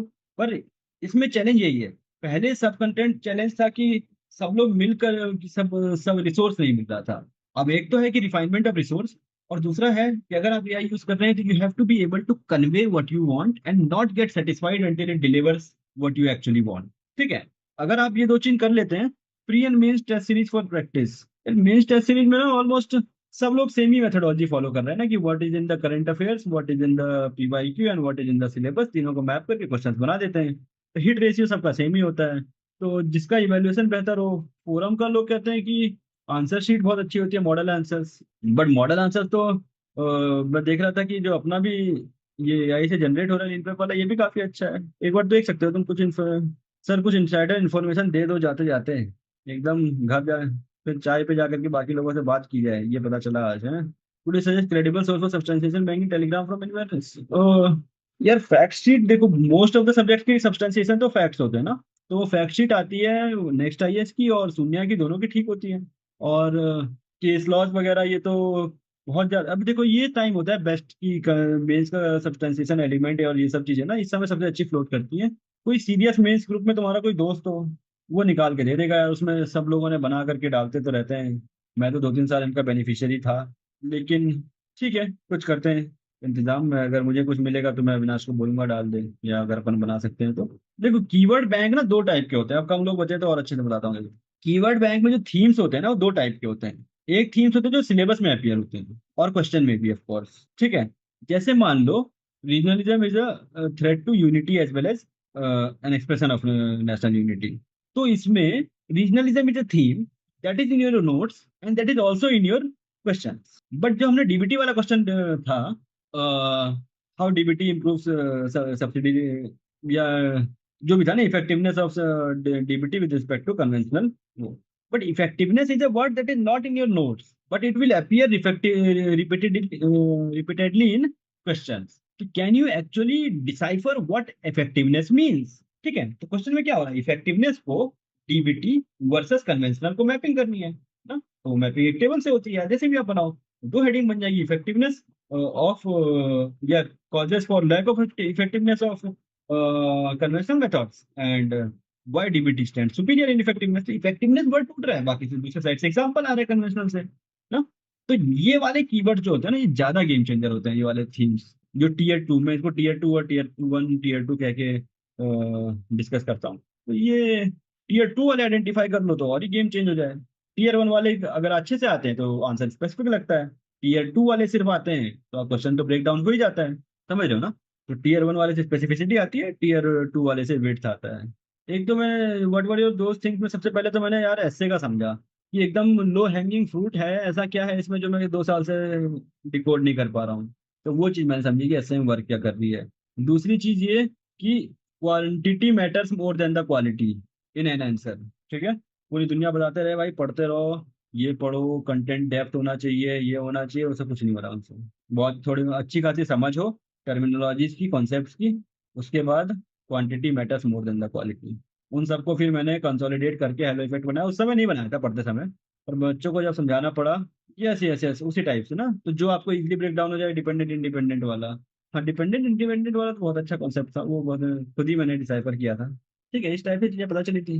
बाकी तो कोई आकर बाकी और कौन से, कहाँ पर और अच्छे वन पेजर मिल जाए यही सब पता चला था, या कहाँ पे एक्चुअली वन पेजर चीजें यूज करना ये सब सीखा था। बाकी तो ऐसा कुछ आकर के मेरे बदले तो क्या ही लिखेगा, वो काम तो खुद ही करना पड़ता है। ठीक है सर, कहाँ के अच्छे वन पेजर हैं प्लीज, मैं बताया ना, मेरे को तो दो तीन ठीक लगे, पर कुछ सब्जेक्ट्स में देखो स्टैटिक सब्जेक्ट जो चेंज नहीं हुए हैं, ठीक है, उसमें सोसाइटी ये सब हो गया ना, इनमें तुम बाजीराम का ले सकते हो वन। बट ये है कि प्रहार का हर साल रिफ्रेश आता है, तो जो चीज dynamic in nature, economics, agriculture, tech, इनमें तुम इनका ले लो यार, ये कौन है, पीडब्ल्यू वाले, ठीक है। वो विजन का क्यूपी भी ले सकते हो, कुछ सब्जेक्ट्स में अच्छा आता है। ऐसे में वर्ड वर्क थोड़ा बहुत तो बताया मैंने कि एक तो नोवेल्टी होनी चाहिए, एक तो आप देखो क्या है ना यार, सिंपल सी बात है, तुम खुद को इवेलुएटर की जगह रखो, बहुत अच्छा तरीका होता है सोचने का। अब इवेलुएटर को करने हैं, एक इवेलुएटर को करने मान लो 1000 कॉपी चेक, 2000 ऐसे पढ़ने हैं, तो हर ऐसे में वही गांधी जी की गुणगान चल रही है एक एक पेज, फिर इंडियन फ्रीडम स्ट्रगल पे चल रहा है, फिर बुद्धा पे चल रहा है, हिटलर पे चल रहा है, अब तुम्हें कहाँ से नंबर मिलेंगे।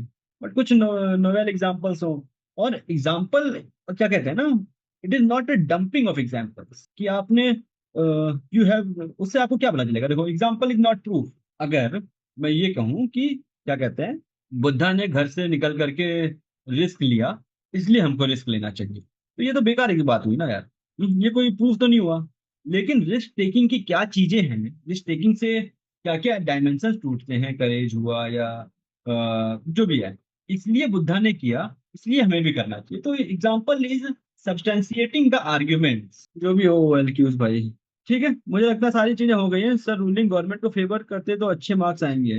रूलिंग गवर्नमेंट को फेवर तो देखो यार, ऐसा नहीं है, मतलब जरूरी नहीं है। इन जनरल जब आप किसी को क्रिटिसाइज कर रहे हैं तो आपको बैकअप लेना पड़ेगा। अब पूछा कि how far do you agree, इसका मतलब ये नहीं है कि आपका ओपिनियन पूछा जा रहा है, समझ रहे हो, कि I don't agree, you are no one. वहां पे आपका रोल नंबर भी नहीं होता है, नाम भी नहीं होता है।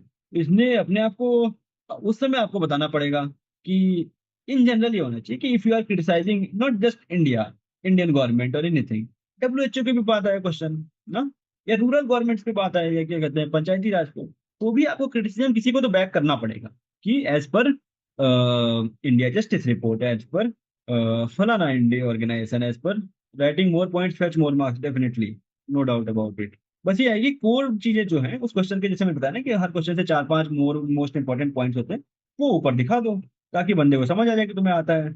उसके बाद वो देखेगा कि ठीक है भाई, सबको 3 दे रहा था, इसका अच्छा लग रहा है तो 4 दे देता हूँ, 5 दे देता हूँ। ठीक है, वो एक्चुअली एक टेस्ट डिस्कशन का पार्ट था लीड बैच का, मैं वो फॉरवर्ड कर दूँ। वो बच्चों एक्चुअली मैं सिखा रहा था कि कैसे यूज करते हैं, क्या क्या चीजें की जाती हैं, मैं फॉरवर्ड कर दूंगा थ्रू अविनाश। ठीक है, आज को खत्म किया जाए। और पूछना है किसी को कुछ, एक बार अविनाश कुछ डिस्प्ले करना चाहता है, एक बार they have put significant effort, तो यू शुड, इतना आउट ऑफ मेरी तरफ से चलता हूँ मैं। Good, have a good day, and it was pleasure interacting with you all. Thank you, Rob. So, hi guys. So, what I'm saying right now is like, let me show you something very real. This is a lead batch student's answer copy. Like, look at the every screen. Like, every single answer has a diagram, very clean diagram. And here, आप देख सकते हो कि like here he has made very visually appealing vicious cycle of regional disparity and how this one rupee becomes 15 paise leakage flow chart. That's not really decoration. That's how you grab examiner's attention, like the first 10 seconds when he sees your copy, right? Let me go through it once again.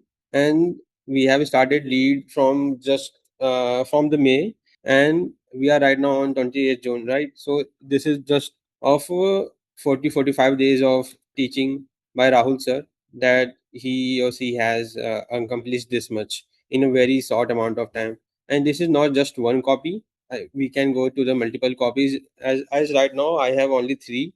Again, we can go through this copy and you can see that each question has some way of visual displays. How can someone portray their answers in a visual appealing manner to grab the again the attention of the examiner? So तो मैं बता रहा हूँ, this is just 40 to 45 days of lead batch and we have a long way to go, and this is again the another one, like how beautifully they have written the answers. I think this is what every like student should aspire to write like this in the mains examination. So if you guys have any doubt regarding the lead batch or the answer writing practice session, please do let me know on the Telegram channel, and also like you can also ask a doubt here. Okay, Anu is asking lead batch only about answer writing or content as well. It is the both. It is a both. Anu, how many sessions have rounds have taken in this? As of right now, 20 around 20 sessions as of right now. Yes, Rahul. As of right now, there's only one lead batch is running. It is of 3 months from the May, and we will be starting another batch for a year-round batch for prelims and mains. And right now, we are giving the already sessions, the 20 sessions which have done by Rahul sir as recorded, and you will be the part of the ongoing. Yes, Rohan. Recording of each classes is available on the portal, and आपको questions मिलेंगे to practice. You can practice and like also as right now with and also discuss on the group about your answers. Yes. Every session is available on the portal. Is there any batch of only sessions, not from content? Tanuj, we are yet to decide, but yes, I think Rao sir will take most of the sessions, and and right now we are on a heavy discounts. We are giving heavy discount, and it is just for 5,000 rupees. Anu, like जैसे आपने बोला कि I didn't join any foundation class and doing self study, so I will help the content. It will help to content gap along with the answer writing.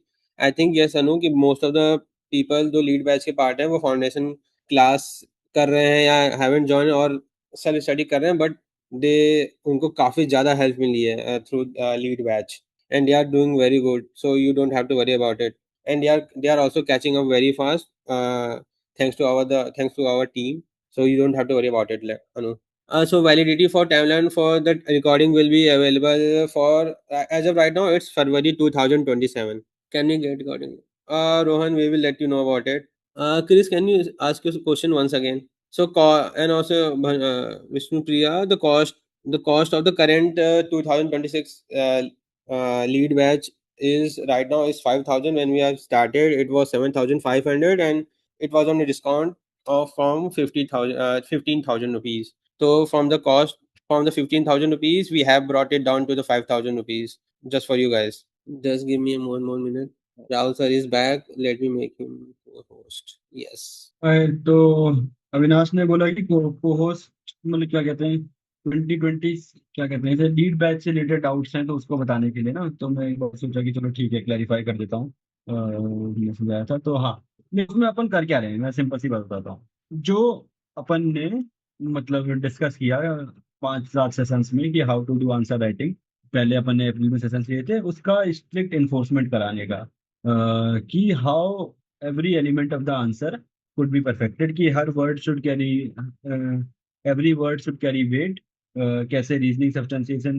देखो how many subjects are remaining, GS3 चल रहा है, GS4 और ऐसे बचा है, ठीक है, उससे कोई इशू नहीं है। सारे लेक्चर रिकॉर्डेड पड़े हैं, you can actually utilise that in the same effectiveness, because आपको बस करना ही है कि जब ना क्लास में बोला जा रहा है किसी बच्चे को, आप रिकॉर्डेड मान ले देख रहे हो, ठीक है, क्लास में बोला जा रहा है किसी बच्चे की भाई सोच कि how could you have which template would have been usable है, ठीक है, उस समय फास्ट फॉरवर्ड नहीं करना, एक बार रोक करके खुद सोच लो कि हाँ इस वाले में पेस्टल लगा सकते थे, उसके बाद तुम देख लो स्पीड में, जैसे देखना है 1.5x 2x, पर 1.5 2x देख नहीं पाओगे क्योंकि मैं बोलता ही बहुत तेज हूँ, लेकिन ये काम करना है। उसमें हम ये कर रहे हैं कि 10 क्वेश्चन का टेस्ट किया जिसमें से छः अप फॉर डिस्कशन है और 4 बोनस क्वेश्चन है, ठीक है। उस पे हम पूरा हर एक क्वेश्चन पे बच्चों से डिस्कस कर रहे हैं कि आपने क्या सोचा, क्यों क्यों गलती हुई, ये सब जो भी वो, उसके बाद हम डिस्कस कर रहे हैं कि ये होता यहाँ पर एक फ्लो चार्ट की अपॉर्चुनिटी थी, ठीक है। इस वाले क्वेश्चन में since you have more content तो you could have merge the way forward with the conclusion. तो उसका हमने बिल्कुल ब्रेनस्टॉर्मिंग का गेम है। तो स्किल एस्पेक्ट और उसको पूरा सॉर्ट करते हैं। नोट्स जो है ना, वन पेजर तो आपको उठा ही लोगे। ये जो कीवर्ड बैंक बनाना है या फिर क्या कहते हैं, मतलब मोर रिफाइंड कैसे बना सकते हैं, क्या ज्यादा यूजेबल होगा, ये सब पे अपन वर्क कर रहे हैं। मैं कभी बिलीव नहीं करता कि किसी को फीड कर दिया जाए। ठीक है। तो फीड करने वाला काम मैं बिलीव नहीं करता, तो मैं करता भी नहीं हूँ। मैं सबको कॉम्पिटेंट इनफ बनाने पे वर्क करता हूँ। या जो मुझे लगता है कि अगर लोग खुद से सोच पा रहे हैं तो that will be the best. उसके लिए मैं टूल्स डिलीवर कर रहा हूँ। ठीक है। कि आप अपनी थिंकिंग को ब्रॉडन करें। आप अपने नोट्स कैसे सर्च कर सकते हैं या कैसे जनरेट कर सकते हैं। क्योंकि देखो, मैं या कोई भी ना, ये तो ऐसा कोई किसी की कोई परमानेंसी तो है नहीं ना। बट आप अगर एक बार वो चीज खुद से सीख गए तो you will be able to utilise it for ever. उस चीज पे अपन वर्क कर रहे हैं। देखो कैसा होता है, मैं दिखा देता हूँ पोर्टल खोल के। एक सेकंड देना मुझे। ठीक है। ये है इस बैच का। तो ये तो स्टेप तो अलग था, प्री वाला था। ये 4-5 अपन ने सेशन शुरू में लिए थे, एसए का लिया था, ये सब थे। ओरिएंटेशन में डेमो हुआ था। मान लो कोई भी टेस्ट लेते हैं, देखते हैं चलो। इकोनॉमी के 2 हो गए, चलो। ये क्या है, जस्टिस का है। तो यहाँ पे टेस्ट आ जाएगा, अपलोड करना है, इवेलुएट हो जाएगा। इवेलुएट के बाद मॉडल आंसर और ये सब चीजें आ जाएंगी। ठीक है। मेन चीज ये है टेस्ट डिस्कशन ना। अगर अपन प्ले करें तो मतलब टाइम पास क्या होगा, मैं थोड़ी देर में जो भी हो यार देखते हैं मतलब। फिर लास्ट में कभी कभी ना, जैसे जो लोग टेलीग्राम में लिख के सबमिट करते हैं, तो उनके आंसर भी अपन डिस्कस कर लेते हैं। उनके आंसर पे डिस्कस कर लेते हैं। देख लो लोग अच्छा तो लिखने लगे हैं, जो भी है। इन जनरल आइडिया लग गया होगा कैसे चल रहा है। यह है कि अ, उन सेशंस को थॉरोली कर लेने से आपको ये जो थॉट प्रोसेस वाला एस्पेक्ट है, first iteration of answer writing, वो तो वेरी मच क्लियर हो जाएगा। उसके बाद आपको बस अप्लाई करना है अपनी। आपके पास कंटेंट होगा, आपके पास कीवर्ड बैंक बनाने का स्किल होगा। या और तीसरा चीज क्या है, आपके पास क्वेश्चन को सोच पाने का स्किल होगा। ठीक है।